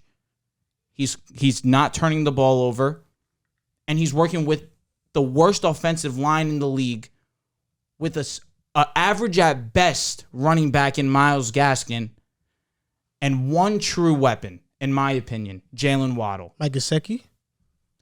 I'll be honest. He's above average. Tua blesses him. When Tua doesn't play, Gesicki's normal. When Tua's in the lineup, Gesicki's a problem. Jalen Waddle is a beast. He's a monster, no doubt about it. But Tua Tagovailoa knows how to place a football. He is one of the most accurate passers. Say what you want about, he doesn't take risks. Watch the game. He takes a minimum of 2 shots deep a game. A minimum 2 shots deep a game. And that's getting, at most 3 seconds in the pocket? That's probably at most. He's running for his life. He's not that mobile of a quarterback, and even still has 6 rushing touchdowns. The narrative that he is not good, I'm glad people are starting to finally see that it's ridiculous. Tua is a franchise guy. And if the Dolphins move on from him, they're going to regret it. Because from here to whenever his rookie contract's up, this is their time to start building. They need to that line of them drafting, a team drafting all offensive line. If they did it, I wouldn't bat an eye, because that defense, now that they have a quarterback that actually knows how to manage a game and still be efficient, has been changing a lot of things around. Held one of the best teams in the Ravens to almost no production at all. And Tua allows the offense and allows the defense to just elevate their game. You have Tua in the game. The defense is rested. They don't have to carry the load of Jacoby Brissett now. You have Tua that actually has this offense clicking on all cylinders, staying on the field and holding the football. I just rattled you off the stats compared to Kyler Murray in the first 16 games. Kyler Murray is a top 5 quarterback. All people are saying is Tua Tagovailoa. Now they're saying he's good, but prior to these 4 games and when he was injured, all people said was Tua was a bust. It's ridiculous. It needs to stop. And when he wins out this season, if he wins out this season, there will be no one that should be making any negative comment towards Tua Tagovailoa. Do I get it that it's Deshaun Watson? Sure. It's Deshaun. But you want to take on $250, however much money you're going to have in that salary, or you take the rookie contract into Tua Tagovailoa and you actually build a complete all-around team around him. You have the piece in Waddle. You have Tua. Build the O-line. Preston's going to get healthy one day, maybe. Will Fuller was a terrible contract, but Tua's still making it work. You think so? $10 million 1 year? It was one year, $10 million. Yeah. I don't think Preston Williams ever gets healthy. But I pray because we see what Preston Williams can be. He's a solid piece, so a solid wide receiver too. Devontae Parker's much better. And Devontae Parker, I didn't even mention. Yep. But we're just seeing those 3 names not staying on the field. Which they historically don't. It's unfortunate. Devontae Parker's different. Devontae stays healthy. It's just last 2 years he hasn't. Last year he was just the quarterback was out in and out of the lineup. He went from Fitzpatrick to Tua. Tua and him did not have great chemistry. He did miss a few games last year. But this year alone, we're seeing Tua be special. Special? What do you call 72% completion percentage? Played 14 games and 4-game win streak. What is that? Just not? We're not going to give him any credit for that. Listen. And I told you, don't ignore the first 16 games to Kyler Murray. Oh, I'm ignoring it. And the reason I'm ignoring it, I'll say this. I always dislike those comparisons. First 16 games. So you're comparing Tua's 9 games his rookie season and his 7 games in his second year to Kyler Murray's entire rookie season, like not even having an off season to get into his second year. I think that's an unfair comparison. And let's also remember that Tua didn't have a training camp last year. He was hurt. Okay, we also saw Justin Herbert not have a training camp. We also saw Joe Burrow not have a training camp. And Herbert set rookie records. Joe Burrow was on pace to do it. So let's not act like that's an excuse because those rookies played well. Joe Burrow, I'll be honest, Tua will end up better than Joe Burrow. Okay. Listen, I'm going to say this. Tua 6-3 as a starter in his rookie season, right? 1 win came in his first career start versus the Rams, where he threw 89 passing yards. And another win came against when they faced the Raiders, and Fitzpatrick had to come in and save the day and win that game. So 2 of these wins for Tua as a starter weren't even him starting the game. I don't think Tua's a bust. I don't think he's bad. I think he's good. I even made a video about him in the offseason saying that he's getting unfair criticism. Because I'll say one thing about me. You love to flip-flop. I'll say one thing about me. If it's coming from me, I'm okay with it. But once I see everybody else doing it and everybody else is being 10 times harder on a guy than I was, now I got to start defending him like, okay, y'all are going a bit too far here. Because I said Tua was not going to be a franchise guy. I still stick by that. But now you have people saying the Dolphins should have drafted a quarterback. They should draft a quarterback. Tua's a bust. Now I'm like, okay, y'all are going a bit too far because I didn't say all that. I don't think he's all that. In the offseason, I said, we got to give Tua a little bit of a break. And Baker Mayfield, we just talked about him earlier this show. We know Baker's probably not a franchise guy. What did I say, though? He's getting unfair criticism. The reason why is because he's had 4 injuries and he's playing bad and his weapons have been trashed. So I'm going to give Baker the benefit of the doubt. Do I think Baker's a franchise-changing guy? I don't. But I think he's a capable starter and a team moving off from him is a bad mistake. Same thing that the Panthers did with Teddy B. That was a bad mistake. With Tua, it would be a mistake if they move off from Tua, and I don't think they will unless they get Deshaun. Mm-hmm. Tua's a good quarterback, but comparing him to Kyler, you're totally ignoring that the roster was not good in his rookie season. It wasn't until they got Hopkins in the second year where he took off. My whole point to that was that Kyler Murray is praised. Hold on, you totally ignore the fact that Kyler Murray had 511 rushing yards that season.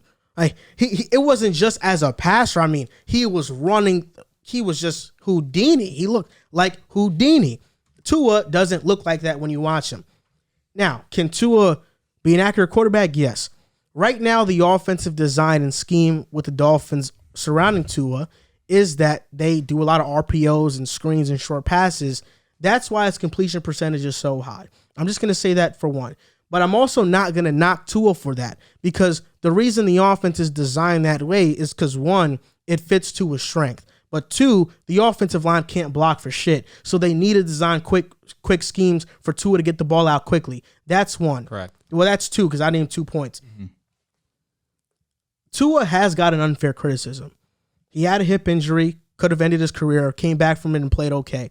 Chan Gailey didn't design an offense around him. He still did his thing. Now he has a full offseason. His numbers don't scream out bust. They're not like Josh Rosen numbers. He played well, and he's been accurate. But when I look at Tua, I just don't see what you see. You think he's Drew Brees. I think he's not. Said he's a franchise guy. I'm more on Joel's side here, too. I think That's Tua, we talked off the show, I think Tua's ceiling is Kirk Cousins. I think he could be a quarterback in that barely top 10, that 9 to 12 range that people are always going to argue is he top 10, put up really good numbers potentially, and lead your team to playoffs. I don't think he's going to be as good as Joe Burrow. And I also push back on that Kyler Murray comparison because the eye test tells you everything. The eye test between Kyler Murray, his rookie year, you saw flashes of brilliance right away. Week 1, we saw the ability to move out of the pocket, his arm strength, his ability to throw on the run. With Tua, we didn't see that his rookie year, and that's fine because he was coming off a terrible hip injury. I almost throw away his rookie season. I don't care about that much. I'm more interested in what he's done this year. And to answer the question, he's received unfair criticism. I think it's mostly due to his draft class. You know, coming into that 2020 draft, he was, or the 2020 season, I should say, like the 2019 college football season. The slogan was Tank for Tua. He was Alabama's quarterback. He had a cool nickname, Tua. Everyone knew his name. He came in halftime of the college football championship, 50-yard touchdown to Devontae Smith. Everyone knew who he was. He's a lefty. He's different. So everyone knew who he was, not just, football heads, but even if you're just a casual fan, you knew who he was. And then he comes into this draft class. He has a hip injury, middle of the season. Joe Burrow comes out of nowhere, and he shoots up draft boards, goes number 1 overall. Then Justin Herbert, who the media was really 50-50 on, you either love him or you hate him. He ends up going 1 pick before Tua. So you have 2 other quarterbacks who were in this draft class who I don't think it's that close between Herbert, Burrow, and Tua. I would easily take Herbert number 1 or number 2 and Tua number 3. And then Hurts in the second round. Who... Well, I'm a big Hurts fan. It's 50-50 between him and Tua right now. I agree. I am kind of close between those two there. Tua is one of the most accurate passers already in the NFL. And then we haven't seen Jordan Love yet when he gets a full start. We'll let that happen. But I think Tua just got so much hype coming into the draft, especially being Alabama's quarterback. Everyone's going to watch you every single week. You're on TV every week fighting for playoff games and championship games. But with that said, he's been really good this year. In November, 80% completion percentage, which is first, 110 passer rating, which is fourth. But like Joel said, it's a lot of RPO and kind of scheming guys open, which is fine. If that's what you want and that's what you're being asked to do, you can only do so much with it.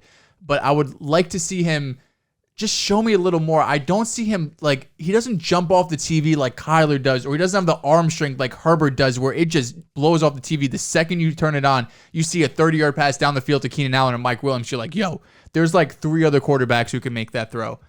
But there's one person to compare it to. I think this season, it's probably Mac Jones. I think they're also probably pretty close. I kind of see Mac in that same light of that Kirk Cousins type guy. I don't think he's ever going to be top 5, but can he be in that 9 to 12 range and lead you to the playoffs in a possible Super Bowl? Maybe.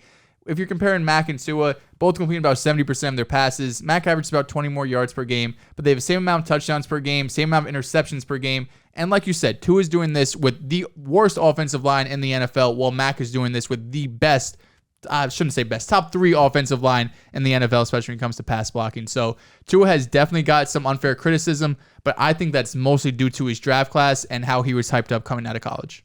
A lot of good points there. And we're going to move on because I think you beautifully said what you had to say about Tua. Thank you, bro. You did a great job, too.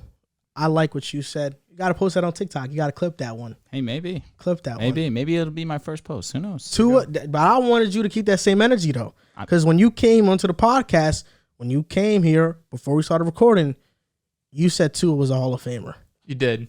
You said he was Drew Brees. I wanted you to Dan keep that same Orlovsky energy. said that. Oh, facts. Dan Orlovsky said that. Listen, I mean, you just said he was better than Burrow. I do think that. Do we think Burrow's a Hall of Famer? No, neither of them are, bro. It's year two. That's what I'm come on. Not even I'm allowed to Herbert's joke. one. Yeah. I'm allowed to joke. That being said, do I think Steve that, dead ass. Nah, he did. You seemed like it was going to I happen. love him. Listen, I can't hide my fan. That's what I'm saying. Listen, That's I do why- love him. I'm exaggerating with the Hall of Fame. Do I think that he is better? That can be better than Joe Burrow? Yes, Joe Burrow's in a better situation than what Tua is. Yeah, he is for sure.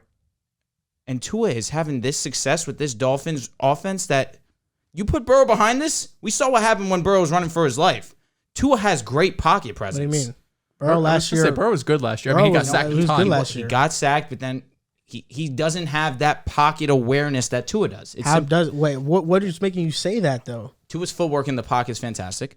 I'm not. I He's don't care great about. at, So like, escaping. I'm talking about Burrow though. I see. I don't want to bring in the torn ACL. It's just that we doesn't have. That was a freak play. I understand, but he's scrambling outside the pocket. It's just we see what happens when he doesn't have a great offensive line. He puts himself in harm's way. Tua has learned from his one issue already, which was scrambling out of the pocket, had that hip injury on that type of play. He had to learn, he had to adjust, he had to realize I cannot be this much of a runner if I want to have longevity in the NFL. I don't know. And we've seen it translate early on. Burrow being behind the I'm sorry, King, but being behind the worst offensive line in the league thus far in the NFL this season and still being this efficient with the ball needs praise. You had me and everything else, but Burrow's thing was a freak accident. You can't control your leg getting caught in between guys. It just happens. It was a freak accident. It was, but I just think at the He was about to set rookie records with a horrifically bad offensive line. But I just think that Tua's footwork in the pocket is just better than Burrow's. That's fine. With who? Higgins as a rookie. I'm saying you're and saying Boyd. And Tua has last year he had Devontae and Gesicki. I mean they had good weapons. They equally had good weapons. Bro. No, not equal. Devonta Parker was bad. Devonta Parker's one good season. It was a complete outlier. And it was Ryan Fitzpatrick. Yeah. Well, last year the Bengals' weapons versus the Dolphins' weapons were pretty similar. T. Higgins was Boyd. I would take Higgins, Mixon, Boyd over what the Dolphins had, and Devonta Parker, Gesicki, and Gaskin, I guess, Correct. was the starter. I mean, they had Malcolm Brown a little bit too. Even this year. No, not who came in. This year, it's clear as day. They had Ahmed. It's clear as day you're taking Gaskin played, got hurt, came back. Malcolm you're Brown right. got signed this season. So you're 100% right. Ahmed did play last year. Malcolm Brown did get signed last year. Yeah. No, he was with the Browns last year. I mean, he was with the Rams last year. He was. You might be right. You might be right. But either way, he was. you look at this season even still the weapons. Last season, I'm taking Joe Burrow's weapons. No, this year is obviously Joe Burrow. Don't know about it. And that's just not even. Come on, I just can't get over So, this offense. ironically enough, the play that Burrow injury happened against was Washington, and we're gonna talk about Washington right now. They beat Seattle 17-15 on Monday Night Football, and they had the ball for 41 minutes in that game. They controlled the entire game. Seattle had some plays here and there, but ultimately it felt like Washington had controlled the game. Right now, the NFC East outlook: the Cowboys are first at 7-4. Washington's 5-6, the Eagles are 5-7, and the Giants are 4-7. Washington's remaining schedule is against the Raiders, Cowboys, Eagles, Cowboys again, Eagles again, and then the Giants. So out of their remaining games, they're going to be all of them outside of the Raiders are NFC East opponents. Do you think they can win the NFC East? Not just think, though. Do you think they will do it? They have a chance because 5 of the last 6 games are against NFC East opponents. But this division can be won by the Cowboys. I don't think it's that much of a debate. I just think the Cowboys simply just have a talent advantage damn near everywhere. Offense, defense, special teams. I don't think there's any team, even if you combine almost every team in the NFC East, I still don't know if it's better than Dallas, just because you have Dak Prescott, Amari Cooper, CeeDee Lamb, Pollard, Zeke. Like, this offensive firepower doesn't come close, and quarterback included, to what the rest of the teams have in the NFC East. Especially with Tyron Smith healthy. He's back in the lineup. His first game was against the Raiders. He played 100% through, no setbacks. If Tyron Smith is healthy and he's on this offensive line playing left tackle with the rest of the boys they got up there, it's one of the best offensive lines in the NFL. Now, their defense, the Cowboys, that being, has come back down to earth a little bit. I kind of expected it because they're a bit of a boom bust offense, or defense. They have those games where they're really aggressive and they make turnovers happen. And they also have other games where, they look like against the Raiders, especially where you're like, they can't stop a nosebleed right now. But I just think pure talent wise, I know Washington has a chance with all these divisional matchups, but I can't imagine how good this Dallas team is on paper. McCarthy's, quietly, no one really talks about McCarthy, but McCarthy's really showing this year that he's here to stay. He's not going to be one of those coaches that gets fired quickly out of Dallas, although that rarely happens. But going off of last year, they looked terrible given that was without Dak. But I just can't imagine that Washington can make up 2 games on Dallas with the amount of playmakers they have on both sides of the ball. I will say what makes me a little bit more comfortable in believing in Washington is that Curtis Samuel is back now. I think I've been waiting for that for a while. That was a big-time signing in the offseason, pairing him up with his best friend, Terry McLaurin. We finally get to see Curtis Samuel. We didn't do much versus Seattle, but limited snaps. He just got back. Give him some time. Logan Thomas also first game since September 26th against the Bills. He had 3 receptions, 31 yards last year. He was a reception magnet. I think he'll be the same thing this year. But J.D. McKissic did get hurt, and he had 2 touchdowns against Seattle. I will say this. Taylor Heinicke has been quite impressive this year. I feel like every big-time game that he's played, whether it was on Thursday night against the Giants and on Monday night versus Seattle, he has won those games. I think Taylor Heinicke has been a pleasant surprise. 16 touchdowns to 10 picks. He is not just a conservative quarterback. He takes shots down the field. Sometimes you get games where he's inaccurate, but then sometimes you get really efficient games from Heinicke, and I've really been surprised by how good he's been this season. Frankly, I don't know if Fitzpatrick would have been much better. I think they would be around the same, to be honest. I don't think there's really a drastic difference. The defense is also better than advertised. Because they are 30th against the pass, everybody thinks Washington's defense just sucks, but they're 4th against the run. And the secondary has been playing better as of late. Kendall Fuller has been playing better. Cameron Curl is creeping into one of the better safeties in the league. I mean, this guy, he makes plays, man. It's just they need – William Jackson has been disappointing for them this year. Yeah. And it's hard for them to be consistent in pass coverage when their linebackers aren't good. The commentators mentioned it on Monday Night Football. Jamin Davis is really good when he knows what he's doing. But for the most part, he doesn't know what he's doing. He doesn't understand football at a high enough level. He's one of the worst rated players at the linebacker position in football. He's a guy that I was high on in the draft. I didn't think he should have been a first-round pick, but he was definitely a day 2 guy, and he has a boatload of potential. But he just hasn't lived up to that hype yet. This schedule is favorable for them. We're going to talk about the next segment, the Raiders coin theory. The coin has the Raiders beating Washington. But do I think Washington can beat the Raiders? Yeah, I think they can. If they can win one of those games versus the Cowboys and 2 of those games versus the Eagles and then the Giants, they can win this division. But they're going to have to sweep the Eagles, win one against the Cowboys, and then beat the Giants. They're 5-6 right now. Even if they sweep the Eagles 7-6, they beat the Giants 8-6. They tie with the Cowboys. That's 10-7. So this Raiders game really means a lot right now. They just a lot of things have to go right for them to make the playoffs. Yeah. I mean, for them to win the division. Make the playoffs, I think that's an easier road. But to win a division, it's going to be pretty tough. And you think that they can? You're saying that you think that they can? It's possible. I think all of those teams in the NFC East who are playing each other are looking at them like, wow, we have an easy schedule. Like the Cowboys, Eagles, and Washington are all looking at them like, oh, these are all winnable games. I think they can beat the Eagles. I don't think they can beat them twice. I think they'll split. Just divisional, That's they're one of the Saints, granted, were one of the best teams against the run, and the Eagles ran on them. Washington, being one of the better defenses against the run, they can cause a lot of problems for Philadelphia. I'm looking at the football team schedule. Definitely some winnable games. I just think that you play Dallas 2 times to end the season. They already have 2 more wins than you do. It's going to be tough to take the division there. I think that Dallas wins one of them at the minimum. I think that the Eagles win one of those games at the minimum. If you're the football team, you need to be borderline perfect to win the division. I feel like the better question would be, could they secure a wild card spot?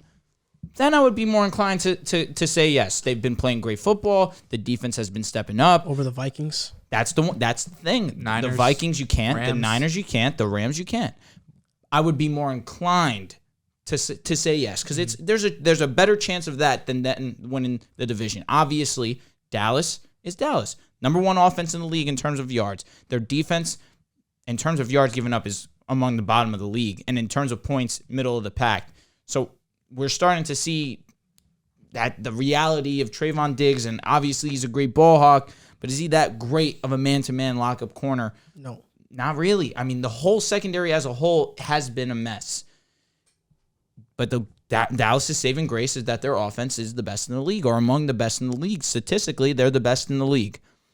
I just don't think that, given the remaining schedule, that it's possible for the football team to win the division. But I do give them a chance to hit the 7th seed. The Vikings, obviously, are the team that I'm looking at. I do think the Niners will get in. I do think so.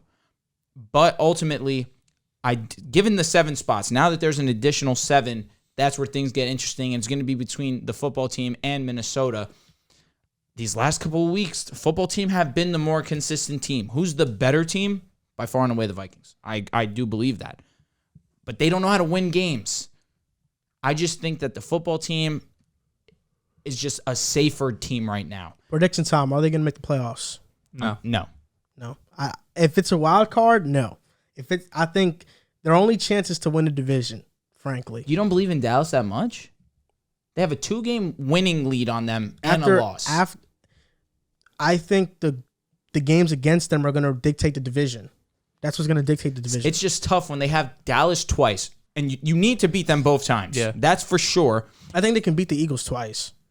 Eagles, oof. I don't know about that. I like the Eagles, but I think they could beat them twice. Yeah, I just can't imagine you sweep the division in what? They play twice in like 3 or 4 weeks, right? Yeah, exactly. Like in a 3 or 4 week stretch. It goes Cowboys, Eagles, Cowboys, Eagles. Yeah, like that's crazy. Like if they want a chance, you have to win 3 of those. Yeah, you probably have to win 4 if you really want to get in. You have to win all 4. And they have to beat the Giants week 18. And that's a tough game. I was gonna say the Giants are gonna have nothing to play for, but they're gonna want to play spoiler, especially after what happened last year, what the Eagles did to them. That's a fact. Yeah, for sure. That's a fact. It's gonna be tough, man. It is. We'll see what happens. But the coin, so if you guys don't know, there is this coin on Raiders Reddit. He loves it. Now, I'll be real though.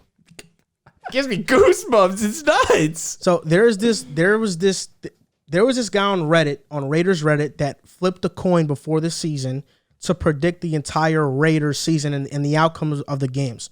They didn't weigh it by preseason total. So it was, okay, this game, 1/2 a chance. Next game, 1/4, 1/8, 1/16, 1/32, 1/64, so on and so on. So it's been correct every single week. This coin, this masterful coin, has been correct every single week. The chances of the coin being correct up until week 12, that's what we're currently in, is 0.08%.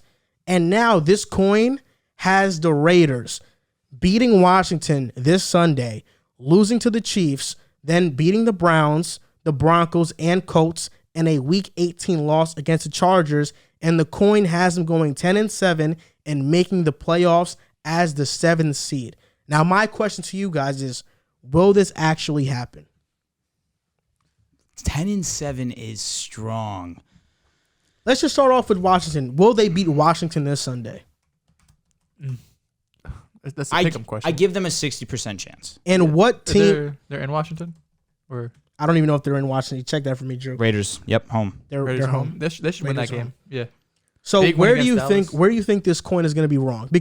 Or do you think it's going to be wrong at all? Because tell me, run it back, please. Win against Washington, loss against the Chiefs, win against the Browns, Broncos, and Colts, and loss against the Chargers in Week 18. So they have them going on a 3-game winning streak against the Browns, Broncos, and Colts. All right, the coin has us losing to them twice. I don't see it happening. I don't think they beat the Colts. I don't think they beat the Colts. They are losing to the Chargers, correct? That's what the coin says? Yes. I think that's true. I think they will lose to the Chiefs. So you think they're going to lose to the Broncos and the Colts? I do think so. Yeah, I think the Browns is a winnable game. They'll split with the Broncos one way or the other, but yeah. I do think the Browns is a winnable game. I do think that the football team's a winnable game for sure. I don't think they'll beat the Colts, no. This is pretty crazy. So I'll say this. I think where this coin can be wrong is against the Colts. I think the Colts is that game that I circled and I'm like, okay, This is where it will be wrong. Do you think they beat us twice? I can see it. Even with Teddy Bridgewater, bro? I can see it. Woo. That's going to be tough. Thank God they don't have an elite quarterback.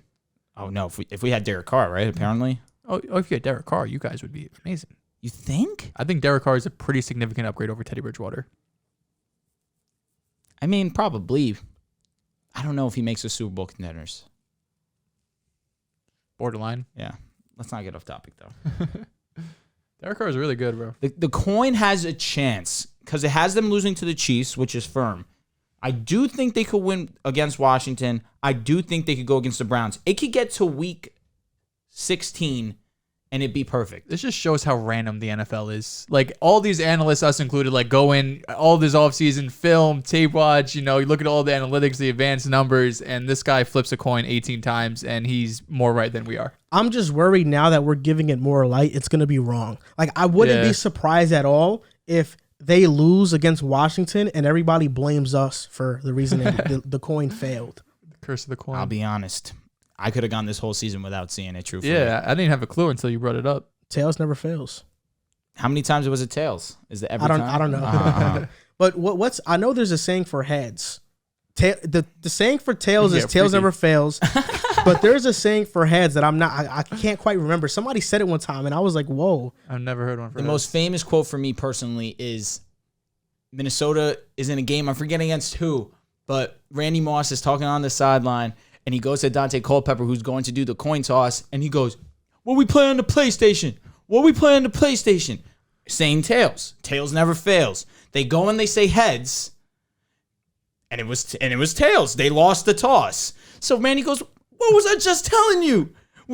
And I think that one specifically always stands out to me because whenever I play Madden, I always go tails. Always go tails. I feel like I always go tails too. It's like heads never. I don't know, something like that. I'll look it up. I can't even. I tried to look it up the other day. It never popped up. I've never heard anything about like a rhyme for heads. Just tails never fails. It's just the, head and make your bed. I don't know. Hey, Jesus Christ. That's such a bad saying. I'm trying to think of it. I freaking forgot it. But somebody said it one time. I was flipping a coin with somebody, and somebody said that a saying with heads that rhymed, and I was like, "Yo, you're some fire shit." Yeah, like I was like, no, like it was like the equivalent of tails never fails. Yeah, like it was the equivalent. I was like, "Yo, that was fire." I was like, I never thought of it like that. Now I can't say tails never fails because this guy's saying it's just as good. Not a clue, man. Yeah, you can't. Yo, I forgot who did it. Yeah, that's some Wizard of Oz stuff right there, bro. Damn. Not a clue. Bro, I actually hope this coin is right, though, through the entire season. That'd be really cool. I don't want that.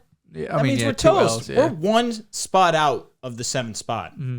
We can make the wild and it has card. them being the 7th seed. The coin has them being the 7th seed. We could have a special playoff run. Oh, here it goes. Hey, I've seen crazier things. With Teddy B.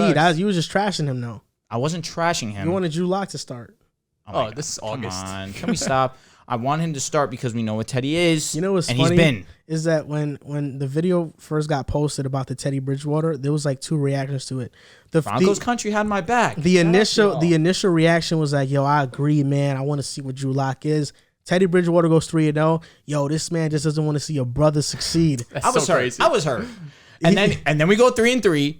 And it was quiet. Yeah, facts. Quiet. It was like, that TikTok algorithm is crazy. When you're wrong, they'll throw your video up there. Bro, my Giannis video got like 2 million plus views after they won the championship. That's a fact. Yeah. Was it like a bashing Giannis take? No, we shouldn't repeat. I said that he can't win the championship as best player on the team. Oh, yeah, that hurts. Yeah.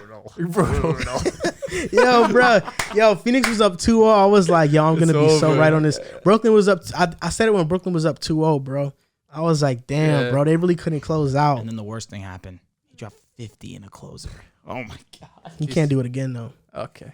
He's doubling down, bro. Gamble, nah, you're right? crazy. You're crazy. It's not even doubling down if you're wrong the first time. Is it doubling down? I don't know, man. He can't do it again, though. Okay.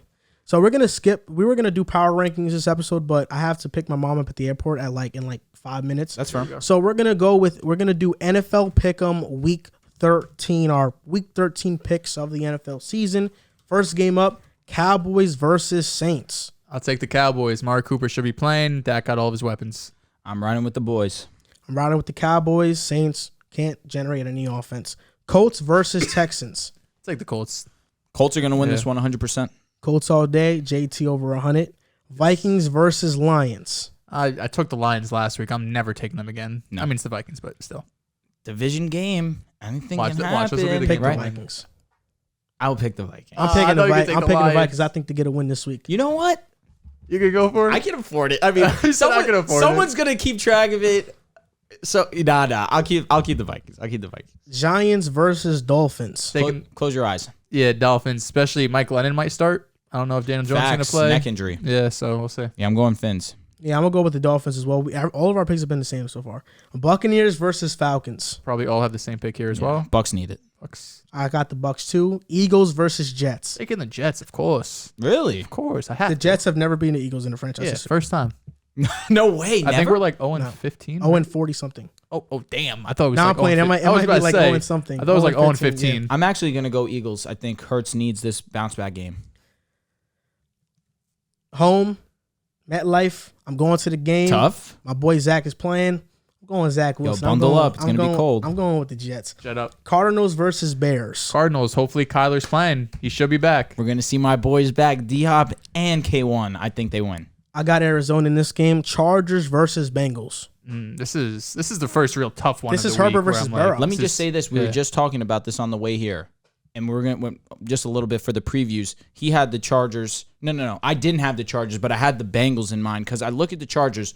Offensively, it's pretty similar for the two teams. I just think the difference is going to be defense. I look at the Bengals. They're more complete. I look at the Chargers, and their hole is clearly rush defense. It's horrible. So with that being said, I'm going to go with my gut feeling. I'm going with the Bengals. Yep, you got the Chargers coming off a brutal divisional loss. Bengals coming off a huge divisional win. So I'll keep riding the hot hand and go with the Bengals. Yeah, I'm going with the Bengals too. I'm kind of getting worried that we're all having the same picks because I feel like the Chargers might win this one. But I just think you're right. The run defense isn't good. The Chargers isn't good. So I feel like the Bengals are going to win this game.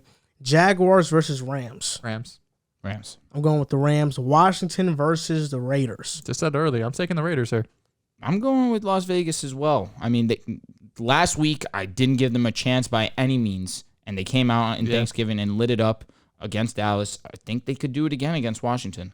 I'm going with the coin, man. I'm going with the coin. The coin has the Raiders winning.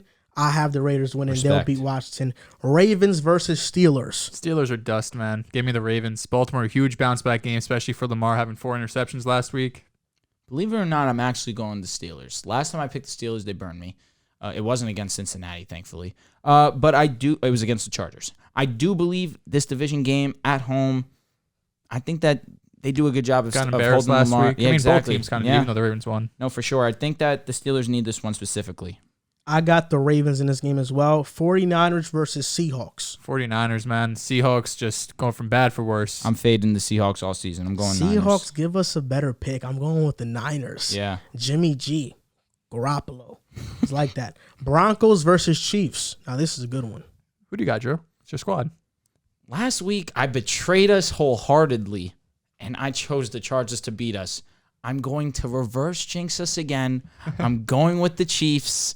Sunday night, could be a movie. Sunday Night Football, I'll take the Chiefs. But if this was the other way around, if the Broncos were home, I might take the Broncos. Man, this is a tough game because I think the Broncos. I'm reverse jinx us. You know I'm going. The Chiefs' defense has been really good as of late. I'm going with the Chiefs. Now, last game, Monday Night Football, Patriots versus Bills. We're getting spoiled. Both these Showtime games are great. Yeah, this is game of the week right here. I'm going with the Patriots, Pats. Bills. Whew. Who do you got? I'm going Patriots. I think that Bill understands that the Bills are one-dimensional, and I think he's going to do a great job of holding them. Damn, this is a tough game. I was hoping you were going to side with the Patriots so I could go with the Bills and not have to just be contrarian. I'll just take the Bills at home. I don't know which way this is going to go. You want Bills? I want Patriots. I want Pats. Oh, say less. Bet. All right. Here we go. Let's go Bills. You going to Bills? Yes, sir. Oh, man.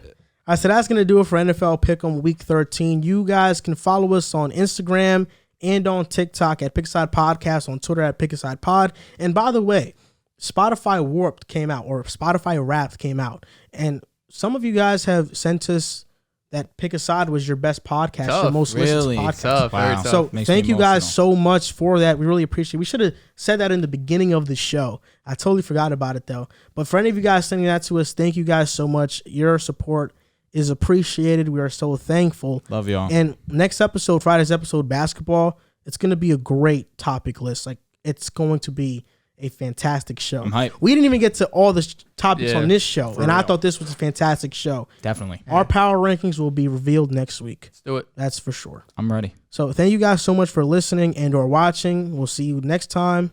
Peace.